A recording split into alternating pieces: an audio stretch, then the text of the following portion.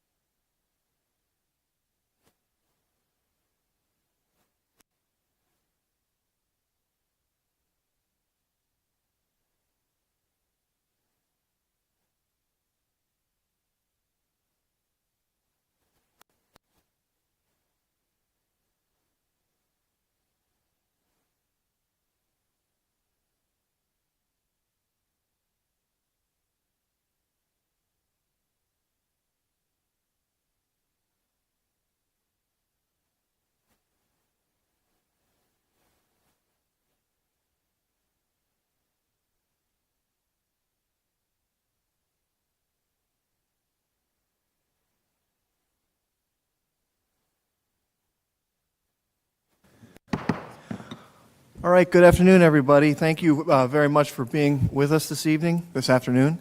We're just coming out of closed session for discussions on the city manager position. And with that, I need a motion to adjourn that meeting. With no official action taken. With no official action, just interviews. So I'll make the motion. I'll second. Roll call? Or do we need that? Aye. Aye. Aye. 4:05. Okay, with that, we can open up our town hall meeting. Again, welcome everyone. This is the town hall meeting of the city of Cape May. We are here in the Cape May City Hall auditorium. Today is Thursday, November 2nd. The time is now 4:05. Please join me for the Pledge of Allegiance.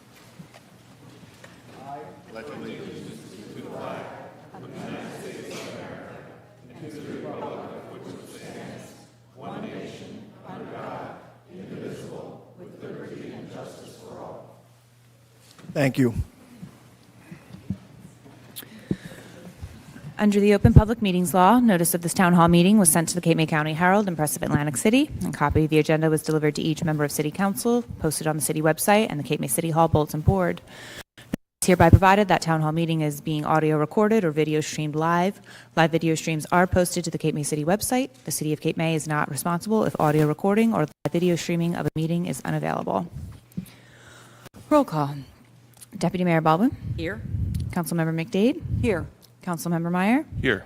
Mayor Mullock. Here. Councilmember Yeager. Here. City Manager Vall. He's here. And City Engineer Paul Dietrich. Here. Okay. Okay. Should I go First into- on the, We're going to go and allow the gentleman to sit at the table. oh, okay, yeah. fine. All right. First on the agenda, we have an update on the Nixle program from our Chief of Police, Deacon Fashall. And I think I speak for all of council. Chief, you and your staff really did, while we have so many people here from the community, did such a wonderful job, especially this summer, and we thank you very much. With that, Chief, take it away. Thank you, Mayor. I appreciate that.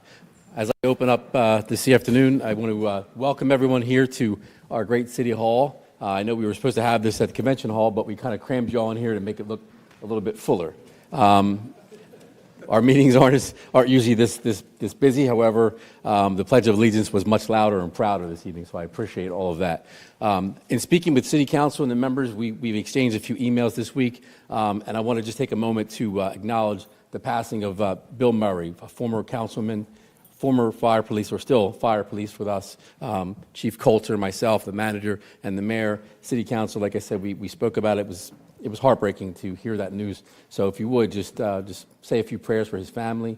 Mr. Murray was a very proud member of this city council at one time, a member of Cape May City. Very proud. His services are tomorrow. I thank Mr. Murray and his family for giving that time to us. Rain, sleet, and snow. He was out there with the fire police, helping my men and women block streets and protect us in the middle of the night. So if we would, just take a moment for Mr. Murray.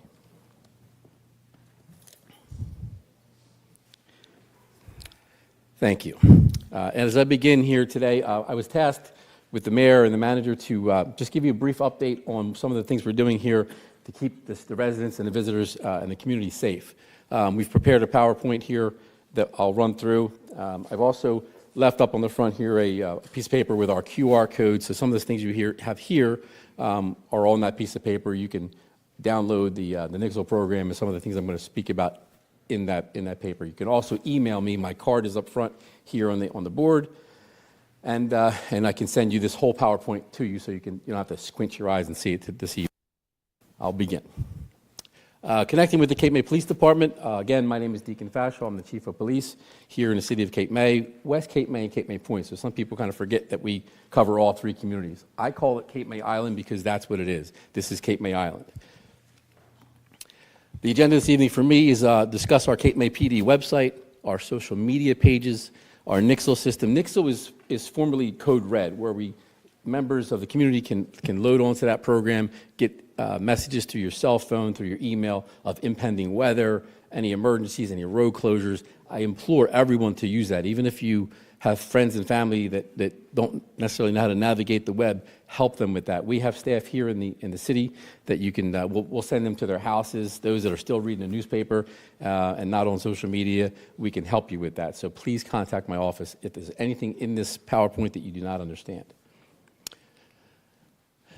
If you would here, we're just going to show a real quick video of who we are. Myself and Chief Coulter, we team up together. So here you go. This is a little bit about the Cape May Police Department.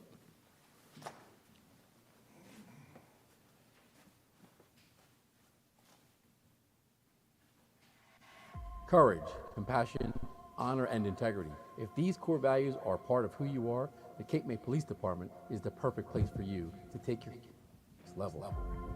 Our officers are part of a talented and dedicated team that works tirelessly to protect and serve all members of our community. With several special units and divisions, you can find your place here at the CMPD. Plus, Cape May Island provides a dynamic environment and a chance to make a real difference for our citizens and our vibrant, welcoming community.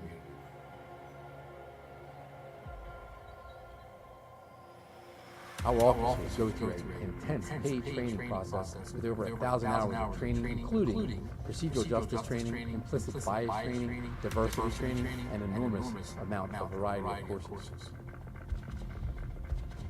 The Cape May County Police Academy will prepare you to police in today's world.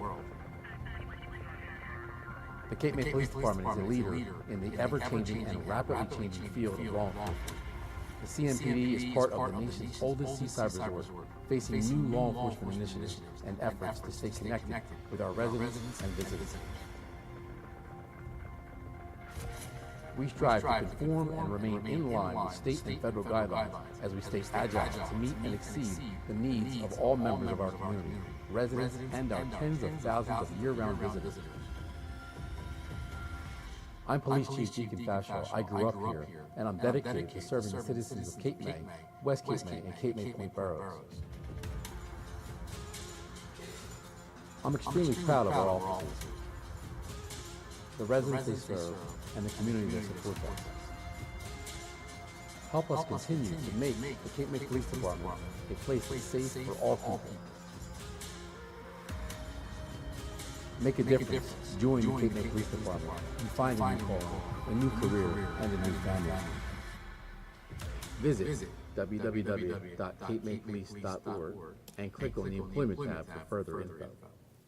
I do apologize that volume was a little low for you, but you can find that on our webpage and you can replay it if you'd like. I'm very proud of that video. The men and women of this department took some time to put that program together. We had a very skilled videographer, Mr. Jeff Casello, that helped us with that. I've played that a lot of times at chief conventions, different places. We get a lot of praise for that because people do appreciate Cape May and the fine history that we bring. So, again, I'm very proud of that and the men and women of this department. The next slide here is our website, real quick, capemaypolice.org. That's where you can go. And also the one below it, crimewatch.net. That's also where you can find us. The paperwork up front here or this QR code will lead you directly to that. From that directory, you'll be able to get to our Nixle program, which I'm going to speak about, and our registry that I'll speak about. So that's our website. Also, we're on social media. A lot of people aren't on social media, but we do put a lot of things out through Instagram, Facebook, and Twitter. In there, we can inform the public quickly. A lot of people do monitor it. So if you have any questions with that, we can walk you through that as well. Our Nixle program, this is the one that's the most important for me this evening. This is the one that we linked up with Nixle after we got rid of Code Red. Nixle is a message delivery service where we can give you a text message, an email, or a phone call. There's several different portals for that. Myself and Deputy Chief Eck use that during our OEM process. If there's a storm coming, if there's a hurricane, if there's flooding, road closures, we can alert you that way. Some of you either don't live here year-round or you're summering or wintering somewhere else, so you could be in Costa Rica and get a message that something's going on in Cape May. We try to update that for beach closures, for storms. That way you can be well-informed, have your family protected. So we can help you load into that program, but that's the website that you would use. You just go in and you just look for Cape May or put 08204, and it'll come up, and you'll get messages I hopefully won't bother you with the messages all night long, but you'll get them. That's the Nixle program. The next program is Register Ready. These next two slides will demonstrate Register Ready. Register Ready is also important to us because we have a lot of elderly folks that live in town and some people that are living alone or their family members are living elsewhere. Register Ready is a county program that we've bought into where you can go on and list who you are, your address, your needs that we would need to go. If Chief Coulter, myself, the fire department would need to come get you in a storm, a hurricane, some of the nasty nor'easters we have, this would allow us to know that you're at least somewhere in town. We can go to this registry quickly, myself, Chief Eck, my staff, Captain Bobick. We can go to that registry and pull your information up, go to your home, knock on your door without going to every single door. We'll go to you first, get you safe, make sure your needs are taken care of. If you have an oxygen need, if you have any medical needs, if you're living alone, either you're going to shelter in place, stay there, at least we know where you are. So I would definitely hope that everyone would load on the Register Ready.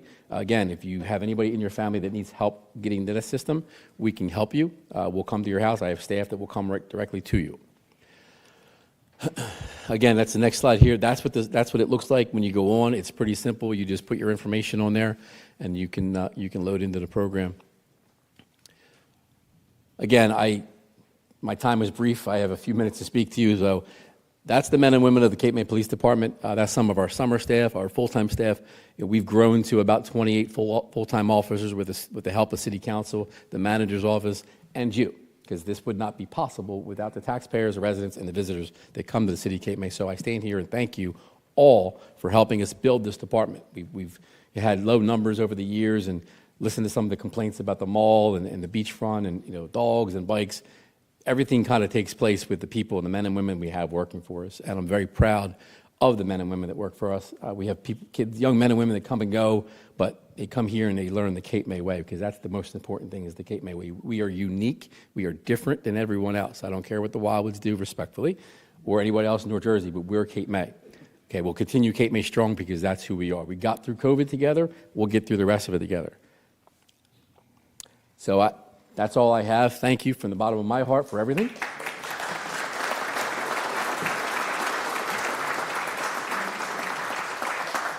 Before I step away from the podium, I just want to also remind everyone in the back of that packet, we're doing a No Shave November and December for two of our family members that work for the city that have cancer. We are collecting monies. The officers each month will pay $50 an officer to not shave. Cleanly, we'll look neatly, but this money goes directly to the families, does not stay with us, goes directly. And we've done this for several years. We've supported several families during their time, just for some aid for Christmas time and for travel back and forth. Everyone is touched by cancer. I can guarantee you that. So if you feel it in your heart to do so, please contact my office, Duran Hemingway, and we can take your money. Thank you. Thank you, Chief. Next up, we have a presentation from the fire department with our wonderful fire chief, Alex Coulter. Chief, take it away. Thank you very much. Thank you. Good afternoon, everyone. Thank you for allowing me to come in here today. I can't, echo Chief Fashall's sympathies enough for Bill Murray. He was an integral part of our fire police unit, a very dedicated member, and we are going to miss him greatly. From his zoning board to council and everything else. So services are tomorrow. Hopefully everybody can make it. At least come in and see the family. He was a wonderful man. Like Chief Fashall, we are going to be brief because they only gave us 10 minutes. So just to kind of go over a few things, I'm Chief Alex Coulter. Alongside me is Deputy Chief Michael Eck. We're going to go over just a few things here as to what we do, some updates on some things. Deputy Chief Eck is going to touch on the Rescue Task Force, which is a new concept for the fire service. And we'll kind of explain that. He'll go into greater detail with that. But just to kind of go over our services here, if you can see it, it's not just wet on red and Band-Aids on boo-boos. I say that almost every time I speak. Automobile extrication, CBRN response, CBRN, chemical, biological, radiological, nuclear, and explosive. Bad stuff. Awareness operations level, all of us are at confined space, EMS, suppression, high-angle rescue, ice rescue, rescue task force, collapse, surf rescue, and swift water. Sounds like a lot because it is. It's endless training. Our probies, when they come on board, they get the orientation guide for the year. And I tell them when they walk in the door, you are about to have a very busy year. And we put them through everything, and it's yearly. It doesn't end. It's not a one-shot deal. Moving right into the Rescue Task Force, I'm going to drop this to Deputy Chief Eck here. Deputy Chief Eck is spearheading the operation for the Rescue Task Force with the members of the City of Cape May Fire Department. I'm going to let him explain. Deputy, before you start, just real quick, I do want to thank Chief Coulter, especially the last few months, and Deputy Chief Eck, working really, really hard on the firehouse. You guys have been over there all the time, making sure that things are being done correctly. So I just want to thank you publicly for that. Thank you, Mayor. Yeah, I'll be very brief. Much like Chief Fashaw, Chief Coulter, myself, we certainly appreciate the opportunity to stand here in front of you and talk about the services we provide. The police officers and firefighters of this town, they're doing a lot of things for the public. One of the newest things we're dealing with right now is the Rescue Task Force. There's nobody that's not aware of the violent situations that have been happening across our country for the past decade plus, whether it's active shooters or violent encounters, workplace, schools, wherever it is. Unfortunately, we have to be prepared for that. As part of being prepared for that, approximately 5 years ago, I started reaching out with Cape May County Prosecutor's Office, and we started working on a rescue task force for Cape May County. Since that's evolved, now we have Lieutenant Mazza from Cape May Police Department. He's actively working with us. We're getting all of our firefighters and police officers trained for Rescue Task Force. What a Rescue Task Force is bringing firefighters, EMTs, and police officers together to operate as one unit to make entry into buildings. Obviously, police officers have to engage the bad guys instantly. That's the only way we can stop these actors from doing whatever they're doing. But the other thing we have to be aware of is an arterial bleed. Somebody can bleed out in less than 3 minutes. If we can't get them help right away, there's not much we're going to be able to do. So, as part of that, firefighters are now donning ballistic protection and making entry with law enforcement teams. This is going to minimize people bleeding out, going to minimize the severity of the injuries of some of these people. It's certainly a new concept. It's something that's very challenging for us. We have to get everybody trained on it. If we're not all operating in the same team, all operating at the same time, it's a very dangerous and complex situation. This November 14th through the 17th, we're going to be conducting training within Cape May City. So you're going to see a lot of emergency vehicles in town. To completion of this training, we will have all our firefighters trained in the Rescue Task Force concepts, and they will have equipment being prepared to operate in these conditions. We're going to be working with Cape May County Prosecutor's Office, police departments, and we will provide support for any other municipalities that need this critical need. So thank you for the opportunity. Turn it back to the Chief. All right, thank you, sir. The one thing to touch on with the Rescue Task Force, the officers of our department, myself included, are all trained in active shooter incident management training, which was a multi-day course that we took alongside with the HR class, which is your active threat integrated response training. And I will tell you from having done it, it is extensive and it is eye-opening. It is extremely eye-opening, and it's a scary concept. We carry ballistics gear in our vehicles, so when we get out, we look like combat medics. And when I signed up for this in 1998, they didn't tell me I was going to wear ballistics gear to do anything in the fire service. So it's an interesting concept. All right, aside from all of our emergency stuff, we do a lot of public education, public service. Our Stop the Bleed program, which we've done in City Hall, we do for the public, is an amazing program. We teach use of tourniquets and the importance of that. And, we kind of take the myth out that a tourniquet is a bad thing. It's not. It's a life-saving tool, and we're pushing them every day. CPR training, obviously fire prevention in the schools and in our community centers, and our fire emergency planning and our emergency exit planning. One thing that we have been very, very on top of over the years is pre-planning our target hazard buildings. We have 26 identified at this time. Quick examples: Grand Hotel, Congress Hall, the big buildings. Big buildings, a lot of occupancy, a lot of fire load. We have them set up the way we respond. We have multi-agency responses: Cape May, U.S. Coast Guard Fire, West Cape May Fire. And we have it broken up and staged out to give ourselves some versatility on scene. But because of the size of these buildings, we require a lot of people in a certain amount of time. So one thing to remember on a 2,000 square foot building, NIST and NFPA says we're supposed to have 15 personnel on scene within 480 seconds, or 8 minutes. It is very hard to do. We try like hell to do it every time, and it's very challenging. So personnel issues are not new to the fire service. Unfortunately, they're not new to us either. So goes right into staffing. All right, so our staffing consists of Myself as chief of the department, Deputy Chief Michael Eck, 3 lieutenants. Under the 3 lieutenants, we have 5 personnel per shift. We have 18 on duty and 2 administrative. For a total of 20, we have 1 per diem firefighter. Our apparatus. There's dates next to this on purpose, and I'll explain it to you in a second. We run 1 squad, 1 tower, 1 engine, 1 rescue, 2 command vehicles, 4 ambulances, and 2 utilities. 1's for the fire police now. The 1995 Pierce, which is Squad 51, is the one that we're currently getting ready to put into reserve when our new engine arrives in 2 years. It takes 2 years to get this engine. It's going to take 3 years to get a ladder. Ambulances are 2 years. Everything takes forever now. And the price of these things is not getting any cheaper. Our engine, our newest engine, our first out engine is a 2008. Our rescue is a 1993 Mack. So we do have an aging fleet. So when I go sit in my budget hearings, everybody just, be nice to me because I didn't make this up. So fire and technical rescue calls for service requiring fire technical rescue response have increased 90% since 2011. The numbers don't lie. I tell my kids this all the time. Numbers don't lie. We use them on purpose. 2022, the department responded to 1,124 fire and technical rescue calls. In addition to that are the EMS calls. The department's seen a 36% increase in medical calls since 2011, and we had 1,473 last year. So the call volume keeps going up. With the call volume going up, we need to adapt to that staffing-wise, and we talk about that all the time. Since 2011, the department's call volume has increased 55.5%. Numbers are up there. There's PowerPoints available. We'll have it online, so you can grab that. Moving on past that, the project on the firehouse, the mayor's going to touch on some stuff later on in this town hall. So we're moving along. It's a lot of work.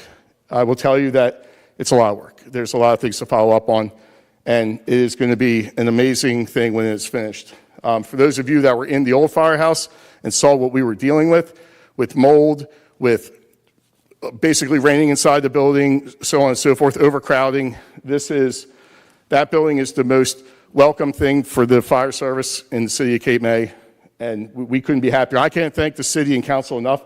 Between council and the city and the residents and the voters with the referendum, I started work on this project back when I first got promoted in 2014, and I was laughed at, and it's almost done. So I really appreciate that. Can't thank you enough.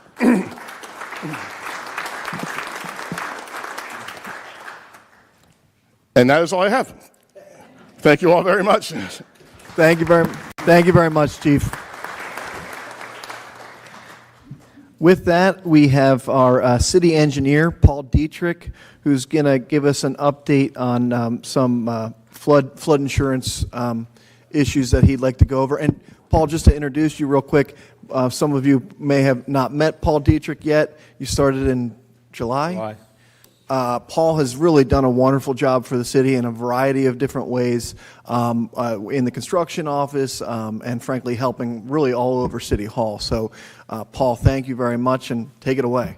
Yeah, thank you, everybody. It's tough I got fallen behind 2 chiefs here, so it's a little tough. I'm the engineer, but what they did give me was a lot of hats. So as I said, I'm the engineer, but as part of my other duties, I'm the floodplain manager, and then as part of that duties, I'm the CRS coordinator. And what the CRS program is a community rating program where this is like the one program that the city does that we don't get really any direct benefit for, but really we do it so that every resident in town saves money. So it's probably one of the few programs where the city puts forth a lot of effort really just to save you guys money. Currently, we're a class 5 rating, and so when you count down from 10, every class rating is an additional 5% discount on your flood insurance premium. So since we're a class 5, everybody that has a conforming structure, it's like a little asterisk, everybody that has a conforming structure receives a 25% discount on your flood insurance premium if you have your flood insurance through the NFIP program. You don't, unfortunately, get the discount if you have private insurance. What we started to realize was with the change of the flood insurance program to what they call risk rating 2.0, it was harder for me as a floodplain manager to help guide residents on technical assistance with flood insurance and helping you try to really evaluate how to get the best insurance rates. That's why about 3 years ago, we developed this outreach program for flood insurance. And what we're doing is we've partnered with several experts that we feel that these are insurance agents within Cape May County and the surrounding areas that are very experienced in flood insurance that can provide technical assistance to our residents. And especially because maybe a lot of our residents don't necessarily live in town, or if they've moved from town and they're using a flood insurance or an insurance agent that is outside of the area that maybe is not as experienced in writing flood insurance, and they just say, oh, I can just rate it because it's a national program and it costs the same, whatever. It doesn't. You do need to talk to somebody that is very experienced in rating flood insurance, because it does matter how they input the information into the computer to get you the best rates that you can. So that's why we decided to start holding flood insurance promotion meetings. I believe this is our third annual flood insurance promotion meeting that we've held here at the city. The best thing is, because we're part of the Coastal Coalition and we are part of a regional group, if you kind of miss our flood insurance promotion meeting here, if you need some more information, most of the other, there's 15 other towns in Cape May and Atlantic counties that all participate that do these flood insurance meetings. And if you hear of their promotions, you can always hit one of their meetings and catch up a meeting at some other point. And because I'm not the expert with flood insurance, we've got a flood expert here, insurance expert, that's going to come up. Tyler's going to come up from Risk Reduction Plus, and he's going to kind of go through the program. But I just wanted to kind of give a brief introduction. We do have the list of insurance agents and their contacts on our website, so if you kind of miss anything, but Tyler's here. He'll be available after the meeting to kind of go over anything with you if you do have your declaration page or everything like that. But it is under and I'm sure Tyler's going to cover this, under the new rating program, it's harder for him to be able to sit with you right here and be able to look at stuff and be able to really figure out if you're going to get a better rate or not. He's really got to take your information, plug it into the computer 2 or 3 different ways, and see if he can save you money. And I can attribute to when I changed my flood insurance policy, when I bought it, switched homes, I didn't want to inherit just the flood policy from the previous owner. I kind of reached out to Tyler. Those guys ran it 3 different ways, plugged in the numbers in different ways, and found out the best solution for me. So, it does make a difference on how it is. So I'm going to ask Tyler to come up, and he's going to go through the rest of the presentation on flood insurance promotion. And like I said, he'll be here afterwards to kind of help answer any questions that you may have. Thank you.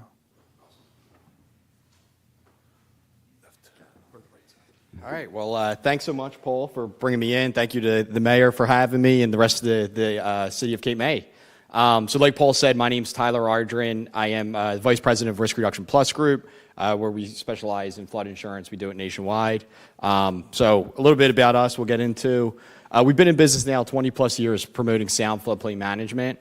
All of my staff are licensed insurance agents as well as certified floodplain managers.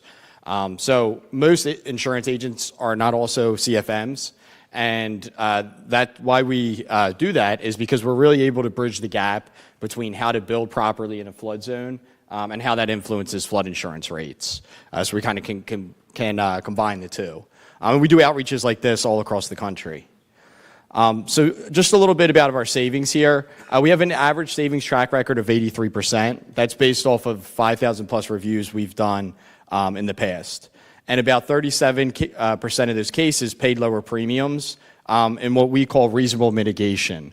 So something that we recommend doing, whether it's to your policy or to the home, you get the return on investment in under 3 years. And that's about 37% of the cases that we looked at, which is about $3.3 million saved on the mitigation side, and collectively upwards of $11 million off people's premiums.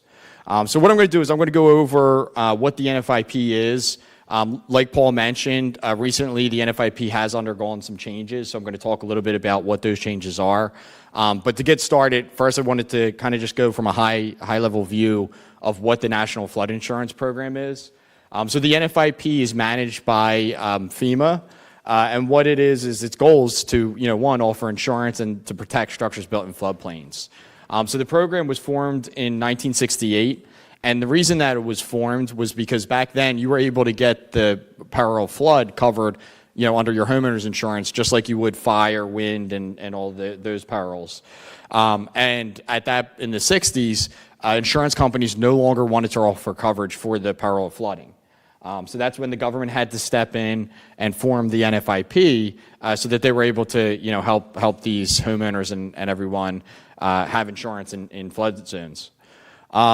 So it's kind of a three-legged stool, we like to call it, because there's three different sections. So we have your floodplain management section, and that's your building codes and zoning. That's typically done on the town level. Paul's doing a lot of that, enforcing the building codes, how homes and businesses should be built in these different flood zones. And then it's also, on a state level, then a country level. We have your hazard identification. That's going to be your flood mapping, whether you're in a special flood hazard area, like a higher risk zone, like an A or a V zone. And then, we're like a lower risk zone, like an X zone here. And then ultimately, we have your, hopefully it's low-cost flood insurance. It has to be a participating community. Obviously here in Cape May, we are a participating community with the NFIP. So anyone's here eligible to get NFIP flood insurance. So here's just an idea of the total number of policies in force for the country. The only reason I really show this is because, even though we're not the biggest of states here in Jersey, you can see the darker the red, the more policies that are in force. We're in the top 5 for most NFIP policies in the country. So, I don't have to tell everybody here, you're right here on the beach, but most of the state, a lot of it has flood zones, is in flood zones. So this is definitely good stuff that, that you can learn. So from a coverage standpoint, the NFIP offers a maximum coverage limit of $250,000 in building coverage and $100,000 in contents coverage. On a commercial structure, you're looking at $500,000 in building, $500,000 in contents. If you're in a condo association, you probably have an RC BAP policy, which is just a residential condo association policy. And if you do have one of those, you're eligible to get $250,000 times the number of units. So if it's a 4-unit building, you probably have one policy covering, $1 million worth of coverage. And then, like I said, for a business, you're looking at $500,000. So now to get into kind of what the changes are, but before I get to what the changes are, I kind of like to talk about why, they've made these changes. So here on the slide, you'll see on the left how much premium was generated in that given year. So that's basically everybody, in here who has flood insurance and all across the country paying into the pot. During 2005, totaled $1.9 billion. In 2012, as we remember, Superstorm Sandy, that number totaled $3.3 billion. And currently, it kind of hovers the NFIP at that premium level around that $3 billion mark. But on the right, we can see how much claims dollars was paid out. So in 2005, upwards of $18 billion was paid out with claims. In 2012, with Superstorm Sandy, upwards of $9 billion was paid out. 2017 with Harvey, upwards of $10 billion were paid out. And then you could kind of see, in 08, we had, I think that was Irene. You could see, it's upwards of $5 billion. Needless to say, the NFIP has been running at a deficit really for the past 15, 20 years. And currently, the NFIP is upwards of $25 billion in debt to the U.S. Treasury. So using, my insurance background, when looking at these numbers, what I can see is they weren't assessing risk properly. Because if they were assessing properly, those numbers would be a lot closer than, they have been in 20 years. So with that, really they came out with this risk rating 2.0. So pre-risk rating 2.0 now is called the legacy system, or some people call it risk rating 1.0, which I'll talk about how it was, and then what it's now. But just for the timetable, really it came out in October of 2021, and that was for all new policies. So if you go to get a new policy with the NFIP, you will go under risk rating 2.0's rates. And then in April of 2022, which was last year, that affected all renewals. So if you have a current flood insurance policy, you are starting to be phased into risk rating 2.0. And what that means is back in 2022, if they deem that your actual risk rate is higher than what you're currently paying, which you'll see this on your declaration page now, they have to actually show you what that number is. But if it shows that it's higher than what you're paying, you're going to be on a glide path and increase 15 to 18% a year until you hit that new number. And like I said, on your declaration page, they do show that now. They didn't used to pre this, but now you'll see it'll say actual risk rate on there, and that's basically the number that you're going to be on the glide path and increase to. If it was the other way around, where they said, with risk rating 2.0 said you should be paying lower than you currently are, after that April 22 date, whenever you renewed, you would have dropped down to whatever that new number is. So if you did see a decrease in your flood insurance, that's the reason why. They determined that your rate should be lower than it actually has been in the past. So previously, the legacy system basically really just rated off of the elevation difference between the base flood elevation level and the lowest rated floor level. So a lot of times people say, I'm 1 foot above BFE or at BFE or whatever that may be. So an example would be if you're 1 foot above BFE in the legacy system, you paid around probably $800 to $1,200 depending on whether it's your primary or secondary residence. And that's whether you're in, here in Cape May or if you were in the middle of the country in Missouri. If you were +1 with a crawl space, you paid that same rate. Give or take maybe some discounts, with the CRS program and everything. But your initial starting rate would be the same. So really that's how they used to rate. And today, they're taking a much more detailed approach, and Paul kind of mentioned it. Before I could look at your declaration page and your elevation certificate, and I'd be able to, just tell the number right out of my head. But today, it's a lot more like the other insurances, where they're taking a ton of different data points and determining, what your rate is. And I've seen, one house next to each other can be, way off, way different from a premium standpoint. And what they're looking at is they're looking at the home value. And why that matters, because I had the question of why would that matter if the max coverage you can get is $250,000 in building. The reason it matters is because say you have $1 million replacement cost home, and then compare it to a $250,000 home. Both of those homes are going to have $250,000 in coverage because that's the maximum coverage you can get with the NFIP.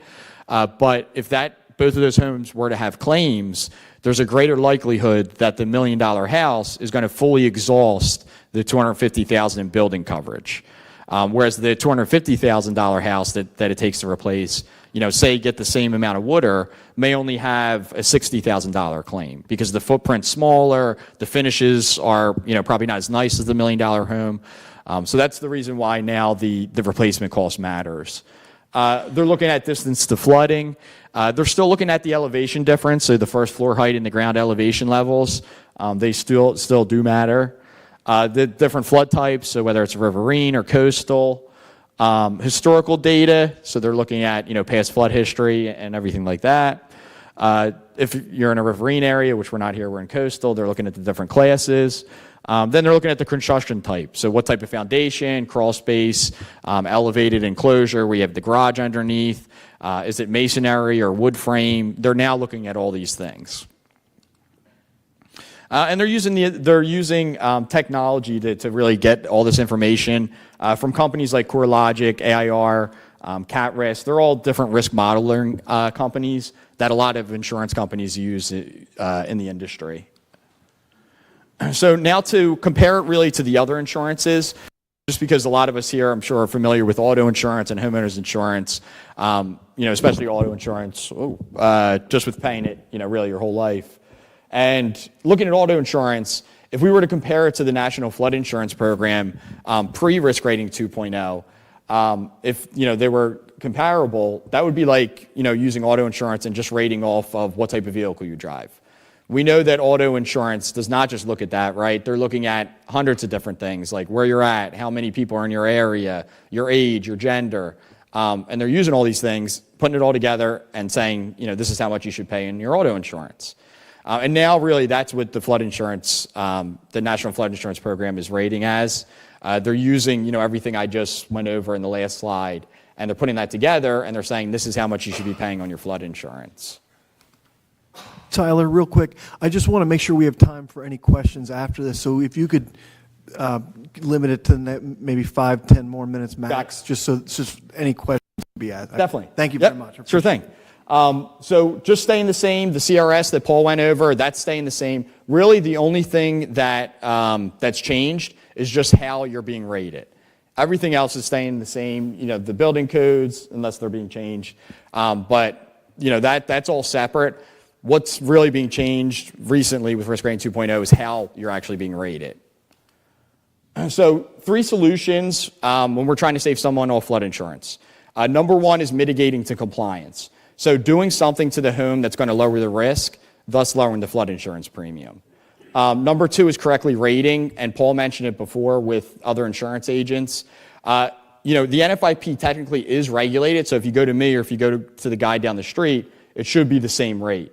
But it does fall on the agent's shoulders to properly rate that person. So if the agent doesn't do a ton of flood insurance, they may input something wrong. It's a way that we save people, almost daily, just by, fixing some paperwork and, then getting them rated correctly. So that's just something to look at. And what I tell people is just ask questions with your insurance agents. One of the big answers I always hear with insurance agents when you ask them, why am I paying this much, is one of the answers that they'll give is, oh, well, it's FEMA, it's expensive. If that's the case, you want to go to a different insurance agent probably, because there's a reason why you're being rated that way, and you want to kind of find that out. So maybe it's something you could kind of change to the house, or something to that nature. And then number 3 is private flood insurance. That's just another option with flood insurance that's out there. Typically, it's backed by Lloyd's of London, but they're private companies that are offering flood insurance that offer different rates than the National Flood Insurance Program. So here's just some of the mitigation tools that are out there. This is called wet flood proofing. Here you can see there's flood vents, raising the mechanicals, having everything above the BFE. That's really what we're trying to do. But the reason why that their flood vents are required is because with floodwater brings lateral forces. These forces push on the foundation wall, and what we want to do is relieve that pressure by allowing the water to pass through. We don't want to resist it just because of the strength of water. Oh, I think I'm out of battery here, maybe.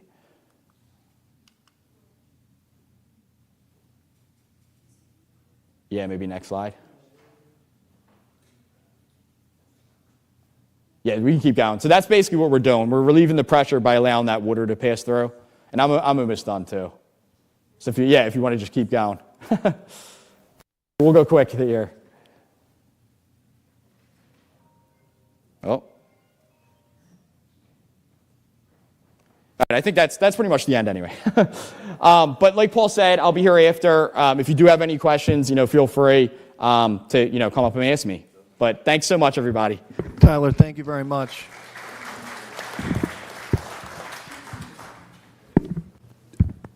Do we have any questions on that? If we do, and if it's just kind of one personal question, maybe we can break off and you could grab Tyler. Otherwise, we can move right along here. Next, we have a update on the Franklin Street School Library project. Michael Calfati is with us, as well as Mr. Burns from the county. Michael's actually happens to be a resident of the city of Cape May, so we're just so happy to have an architect that not only has been involved in the project now, but many years ago, and I know he cares so deeply about the Franklin Street School building. So, Michael, and I know by the time we get out of here, the sun is still going to be shining, but I think you'll still see the lights on. And please take a look at the library over there. I mean, it is just looking fabulous. The minor details, the copper trim along the top of the building, and I'm not going to take away all of your... Should I sit down? But even the gutters, I mean, it really looks beautiful. So go ahead, Michael. Thank you. Okay. I saw a slide. Can I advance the slides, or I have to ask you to do so?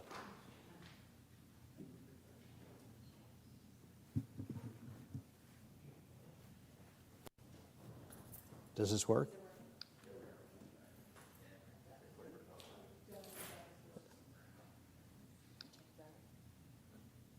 I'll ask to have it advanced. Okay, so this is the earliest known photograph of the Franklin Street School from the John Nash collection. The building. Yeah, I got you. This is the earliest known photograph of the Franklin Street School when completed. The cornerstone was laid in 1927. It opened in 1928. It was one of the last public school buildings built under segregation. The forward block is a primary school. Thanks. And behind it was the gymnasium built for the high school students. The high school was integrated. There was no interconnection between the school block and the gymnasium. There was a solid wall. So it was hard to make the building complex as it existed until recently operated as one facility. And that was the product of keeping primary and secondary school kids apart. It was also a direct result of segregation in public education. Okay, thank you. So this is what the building looked like as recently as 1980. I can tell because it has a smokestack on the right-hand side, but you can see the cornice has been turned off. The windows were falling in. The basement windows were blocked in. The building looked pretty forlorn. And I would even say that in 1990s, colonial revival architecture wasn't well appreciated. It's much more appreciated today.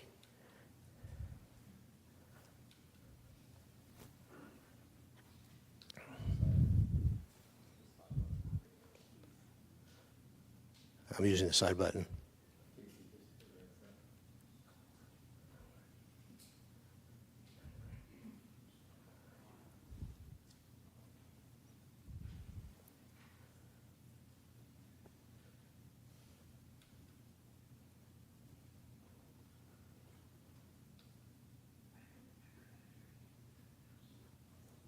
Would it be okay if I said next, please? Okay. Yeah, I'm sorry, but okay. So this is the way the building looked at in about the year 2000. It was about that time that CCA had a long-term lease with the city of Cape May to use it as a community center, and they began fundraising and making improvements.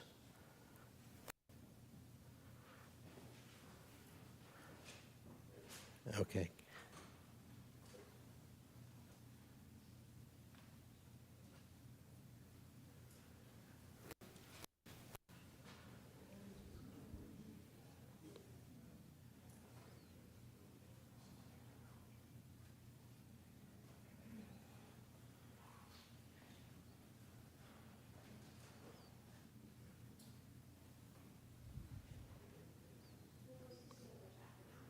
Pardon?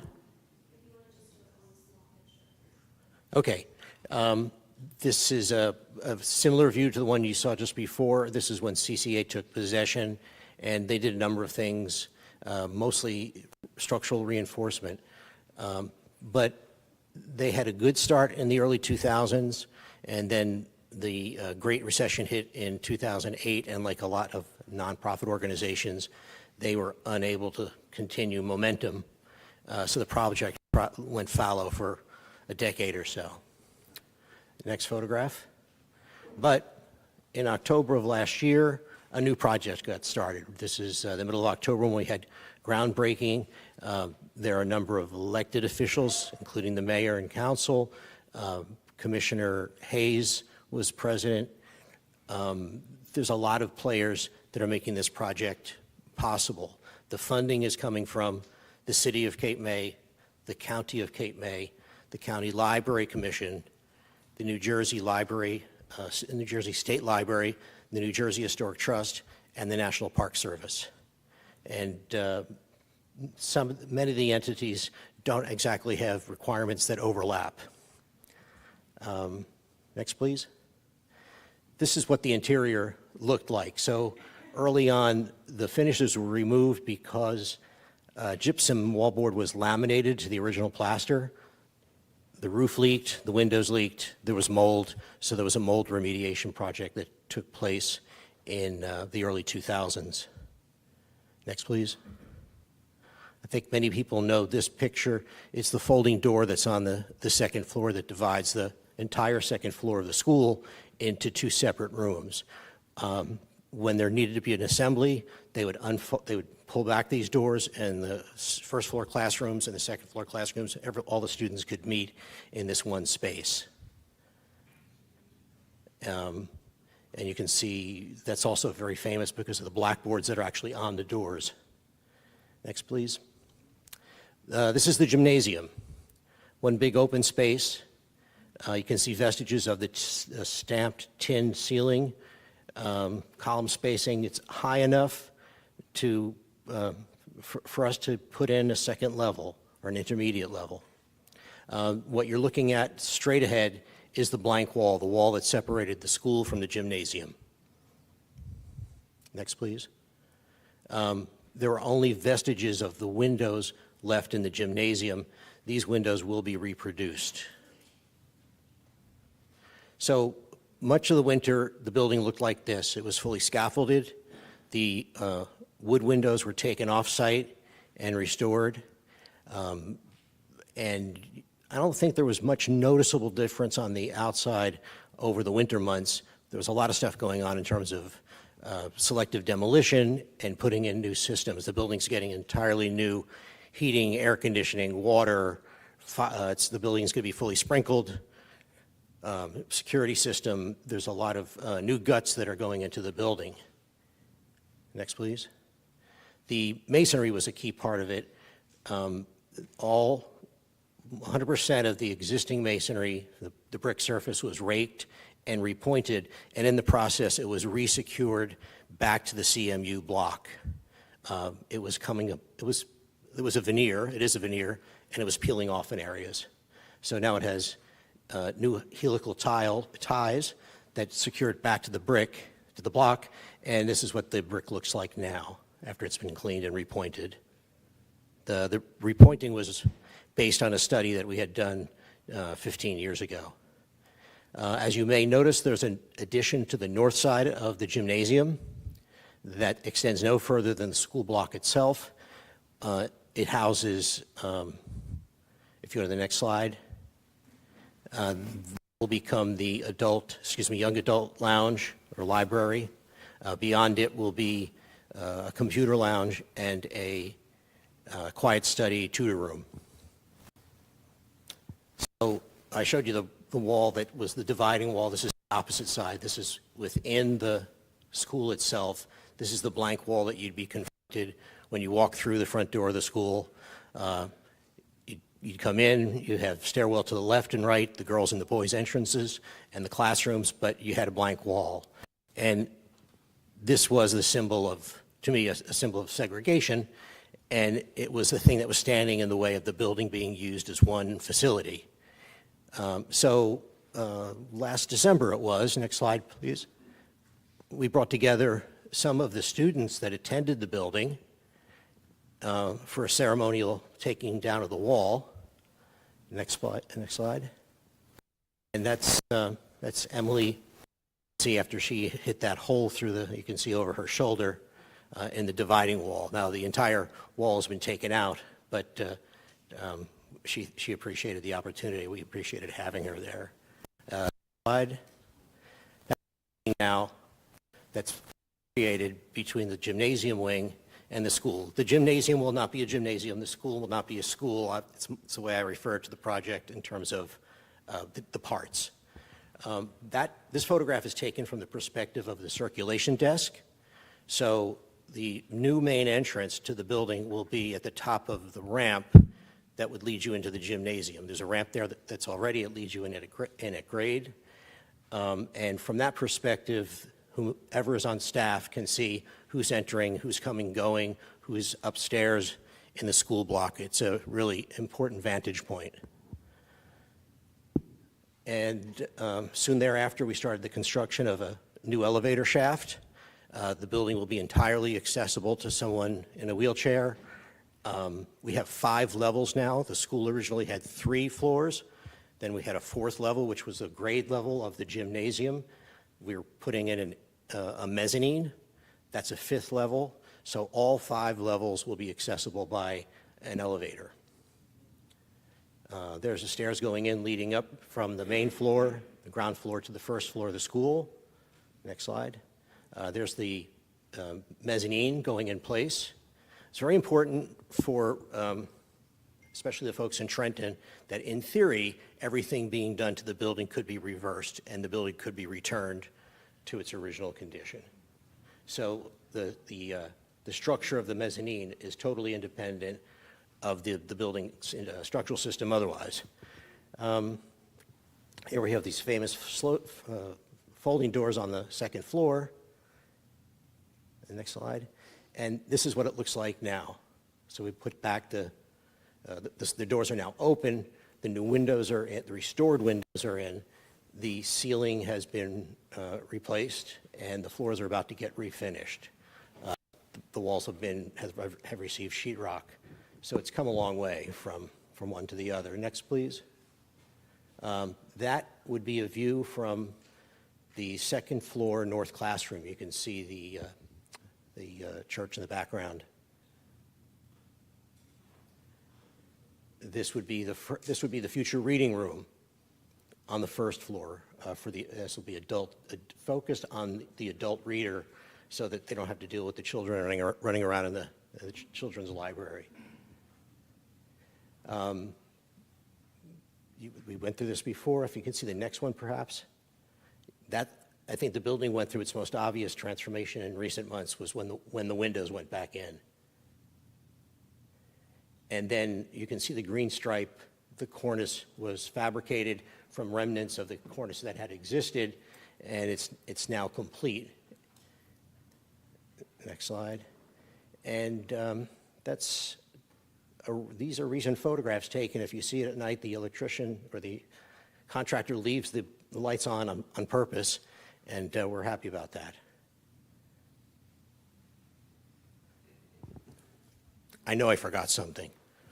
But I'm happy to answer any questions now or later. Michael, that's great. Thank you very much. Please. Does anyone have any questions for Michael? And please feel free, come up to the microphone for the record if you would state your name and address, and then we'll go into another public comment. But this would be, say again? Okay. Yeah, go ahead.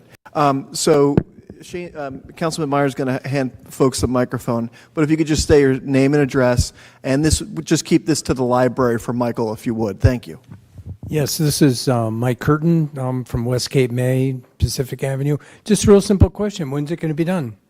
Oh, it will be done. It's nearing the end of construction. It will be done in January. At that point, it'll have to be furnished, wired for electronics. So our target date is second quarter of 2024, which is around April 1st. Okay, thank you. Any other questions on the library, folks? I failed to mention that. The construction, the bids were received in July of last year. The contract was awarded in August. Construction really began in earnest in September of last year. So they're just over a year into construction. Any other questions, folks? Oh, I see one. Information before we get too far beyond. He's the flood gentleman. Tyler, you want to hand out your card? Go right ahead. Understood. Anyone else for library questions? No? Okay. Thank you. We'll take that comment. Make sure that gets in the minutes. Okay. Michael, thank you. Thank you. And Mr. Burns as well. Thank you very much. The county's been a wonderful partner on this project, and those two gentlemen have been wonderful to work with. The contractor's done a great job, and to see substantial completion in January, I think would just be amazing. I've walked through the building. I could only share with you that it's going to be very, very special. It's something you walk around kind of in awe at every little corner, and the details that Michael, that you specifically have put in there, I think people are going to be kind of blown away because the photos really just don't do it justice. With that, Hopefully Casey has a very quick trigger finger on this because I'm going to try to go as quickly as I possibly could. Ronald Reagan said, "In the event of emergency, I give strict orders to awaken me at any time, even in a cabinet meeting."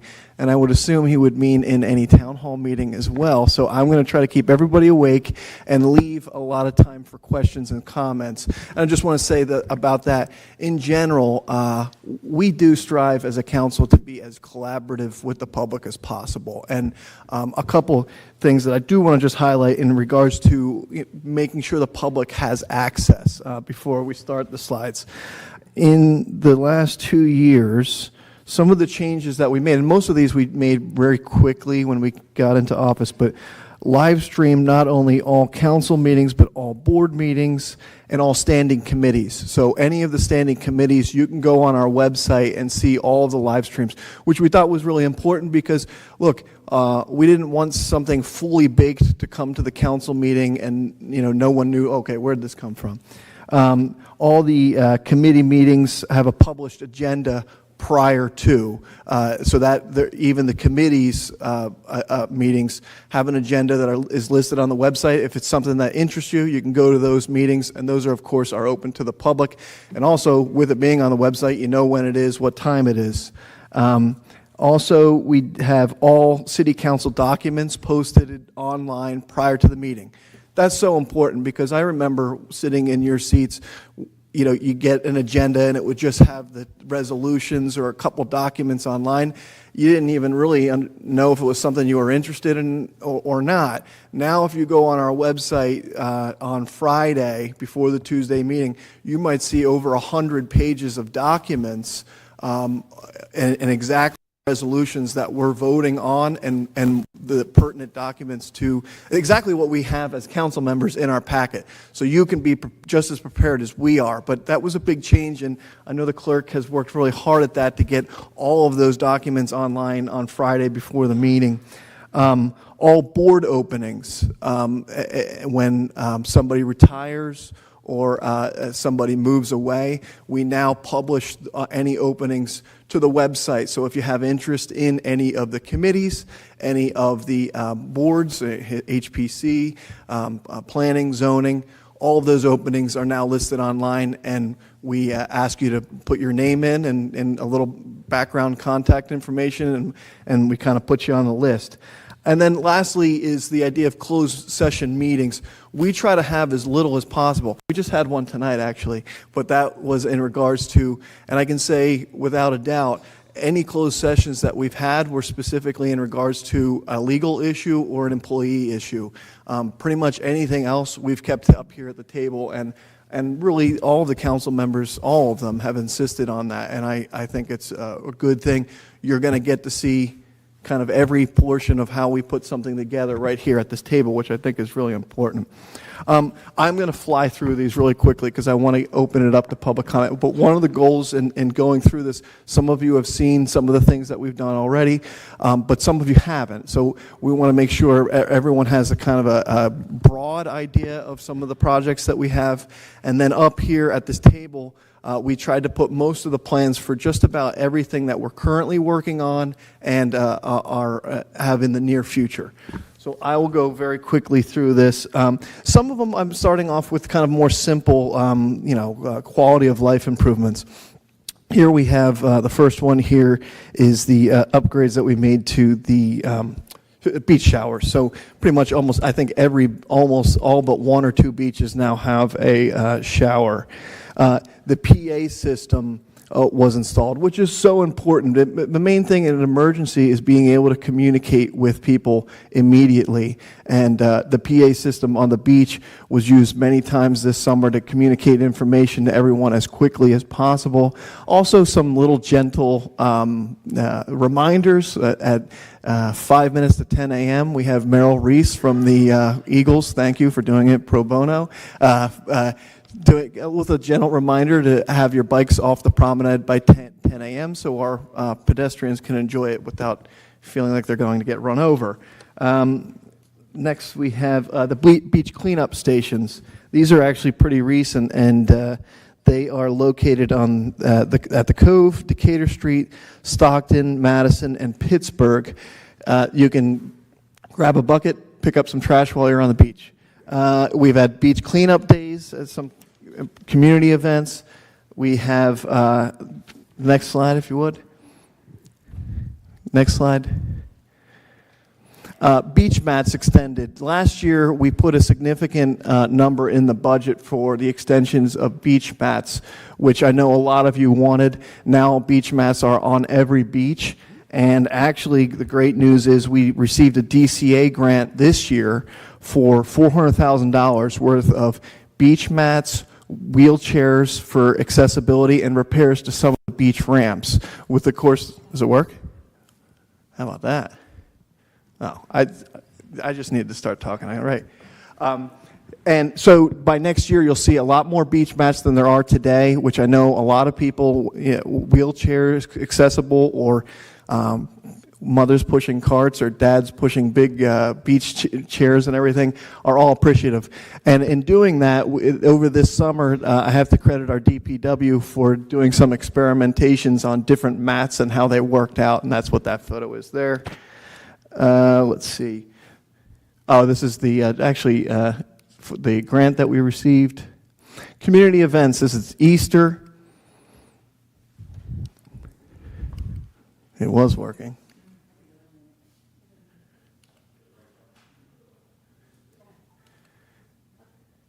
Okay. You can go right. We have the flower boat there. We have Captain May and Captain Kidd there. Phillies on the beach, and then of course we had just this last weekend, which was beautiful. The basketball court, the new basketball court, the bike fix-it station. You can keep going. Now pickleball indoors. Last winter was the first time that we had pickleball. This year we received a grant, and I know Casey worked very hard on this, and we'll have a whole brand new floor for the entire convention hall for pickleball this winter. Next, please. This is on the crosswalks. We did every city street. We did, so that doesn't include the county, and I'll get to that in a moment, but every city street we redid the crosswalks.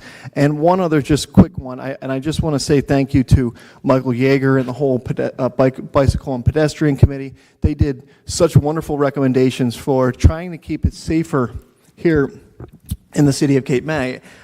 One thing that we just received the report on today from the police chief, one of the things they did was lower the speed limit to 20 miles an hour, which of course had some discussion on it. But then that was on city streets, right? We don't control the county. But I have to tell you, I noticed a difference over this summer. Maybe not everyone going 20 miles an hour, but they did slow down a little bit. And we did just receive, if you see the new LED speed signs, like the one on Washington Street, you see the speed sign, that's actually keeping data. And it's keeping data that's saying, not for tickets or anything like that, but for information. What's the average speed? At what time are we seeing speeders? And it's very, very detailed. I got that first report today, and the averages on Washington Street was 20.3 miles an hour. So, you know, the difference of 5 miles an hour on your 2-mile trip is really, really negligible. But the impact it has for the safety of our pedestrians, our community here, is major. So that was really great to get those numbers and see by the data, yeah, this is working. People are going slower. Next slide. This is the drop-off area in front of the school. That's actively being worked on now, something that the community has wanted for some time. It's always been crazy that parents dropping their kids off at our local school, they open the door right into the busiest street in our entire town. The kids jump right out. I've just been crossing my fingers that nothing happens until we get this completed. But I thank the county again for working with the city to create a drop-off lane. It's taking just a small portion of the front yard in front of the school, but it makes the drop-off process so much easier. That's the current condition now. As you all know, anyone who's drove here probably experienced some kind of detour, and we apologize for that minor inconvenience, but it is moving along. Next slide. This is the new parking lot at the train station. We were able to come up with 57 new parking spaces in downtown Cape May over the last 2 years. I think that took a lot of creative thought, and I thank City Council again for really working at that and supporting coming up with those things. Onto the restrooms. Of course, this is the previous condition. You can fly right through these. Existing now, previous condition, existing today, and so on. I just give high praise to the Department of Public Works for the hard work that they've put in to upgrade these not only from the outside but the inside, and on the promenade now adding heat for basically this time of year. A lot of people are still walking the promenade. Now you have heat in the bathrooms, which means we can keep it open. If you go back one slide, this is the Kiwanis Club bathroom that's to be put out to bid at our next council meeting. And the next slide is the bathrooms at the promenade, which will allow us to get rid of the trailer bathroom in the road in front of Convention Hall. Next slide. Shade structures, keep going. Benches, little upgrades around town. Again, I really compliment the DPW on their work on the flowers, the Garden Club of Cape May, and the Environmental Commission. Pollinator flowers, native plants, things that we hadn't really been doing in the past, but really make a nice improvement. Convention Hall upgrade up to the facade. Here is a view of City Manager Bowles standing on the new playground equipment at Kiwanis Club, which again is going to be really cool when it's finished and should be finished in the next 2 weeks. This is the basketball court and accessible playground swings. Next slide. Again, close to so many people's hearts in the city of Cape May. I know I've married a couple people here, and actually my parents told me that my dad proposed here, and I didn't even know that, by the way. But this is the Sunset Pavilion at the Cove, and right now DPW is doing more upgrades to that, which I know is going to look lovely when it's completed. Again, other really important things. $19 million for the Soul Track from the state. Many of you know, but how important this was to be able to preserve this property in perpetuity. And again, thanking everyone that was involved in this, the Littoral Society, the Friends of Soul Track, the DEP, who footed the bill at no cost to the taxpayers. But again, something that was just wonderful for the city of Cape May. Next up, we have some of the police department. This city council supported adding 5 new full-time police officers. And what that allowed us to do is have one more police officer on each shift. So it went from 4 officers to 5, which makes a big difference, obviously. And we also have been upgrading their police vehicles as we've gone along, powered by the solar panels that exist on City Hall, which is pretty cool to think about. And we have bonded for the police department. So this is early renderings of what the police department would look like. We have already bonded for that and fit it within our 0% tax increase budget, and are working through the DEP as we speak, and hopefully we have something good to talk about soon enough with that. Which leads us to the firehouse. All of you know that this was a lot of work over decades and had been talked about. The voters voted on it, and I think this council has tried as hard as it could to implement the vote that the people have taken. And within that, we also saved the Firehouse Museum. That still stands today and frankly looks beautiful. The building looks beautiful. And I just want to say, it's 16,000 square feet. 16,000 square feet.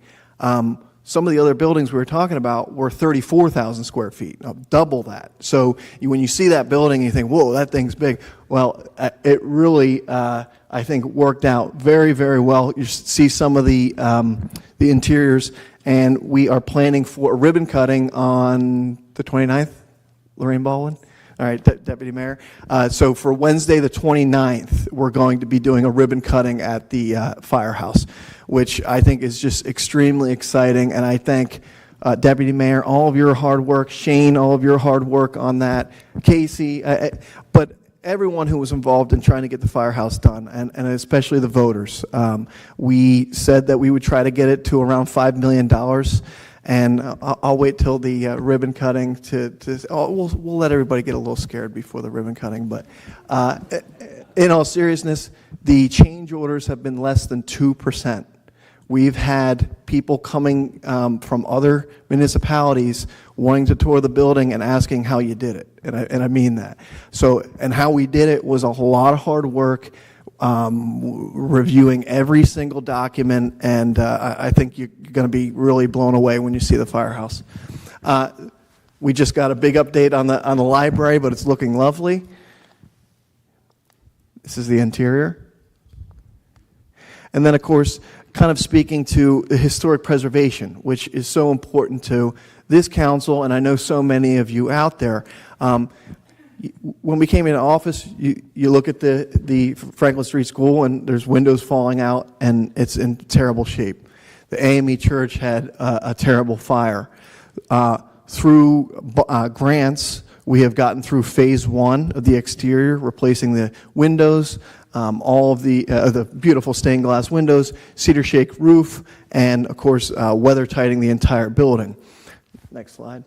Those are the windows. Next slide. This is really speaking to phase 2, and I want to thank former Mayor Elwell for this photograph.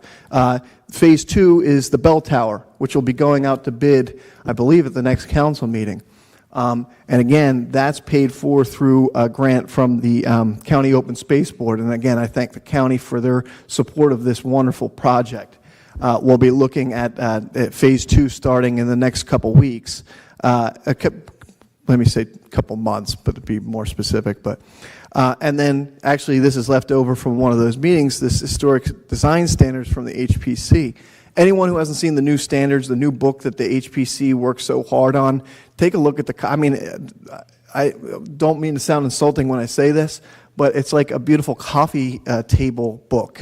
And what I was so impressed with it wasn't like somebody shouting at you, here are the rules, you know. It was more of, this is your opportunity to take care of a beautiful historic house that's part of the fabric of this community. And it gives you all kinds of examples and details of, you know, how we can be better stewards of these beautiful houses that we own. Next, please. This is upgrades we made at our well, which, as you know, is extremely important. Our water here, immediately when we came in to City Council, we had 2 out of the 4 wells that were down. All 4 are now operational and have been for the last 2 years. This is a maintenance building that was just completed last fall. This is the videotaping of the entire community. Some of the boring stuff, I know, but the underground utilities are so important. And we did an infiltration study on the entire town. And what we've done is we use that information to really see what roads should be done first, right? I mean, we all know, okay, the road condition is in bad shape, put that near the top of the list, but what's under it? And from that, making sure we replace all of our lead pipes. So we've used that all together as a formula to decide what streets should be done first. Okay, some of the road work, of course, in front of Collier's. That's, of course, Jackson Street. Keep going. Of course, this is in coordination with the county as well. There's Pennsylvania Avenue. Did the entire, all of Pennsylvania Avenue outside the Coast Guard base. Pittsburgh Avenue. And Beach Avenue. You don't have to play that. But what that's showing is not only the roads being done, but all of the water pipes and storm drains being replaced, which is extremely important, of course, for our resiliency moving forward. And speaking of resiliency, here we are at the seawall. And just before I speak about that, another big important part of resiliency that we've taken on is in our storm drains.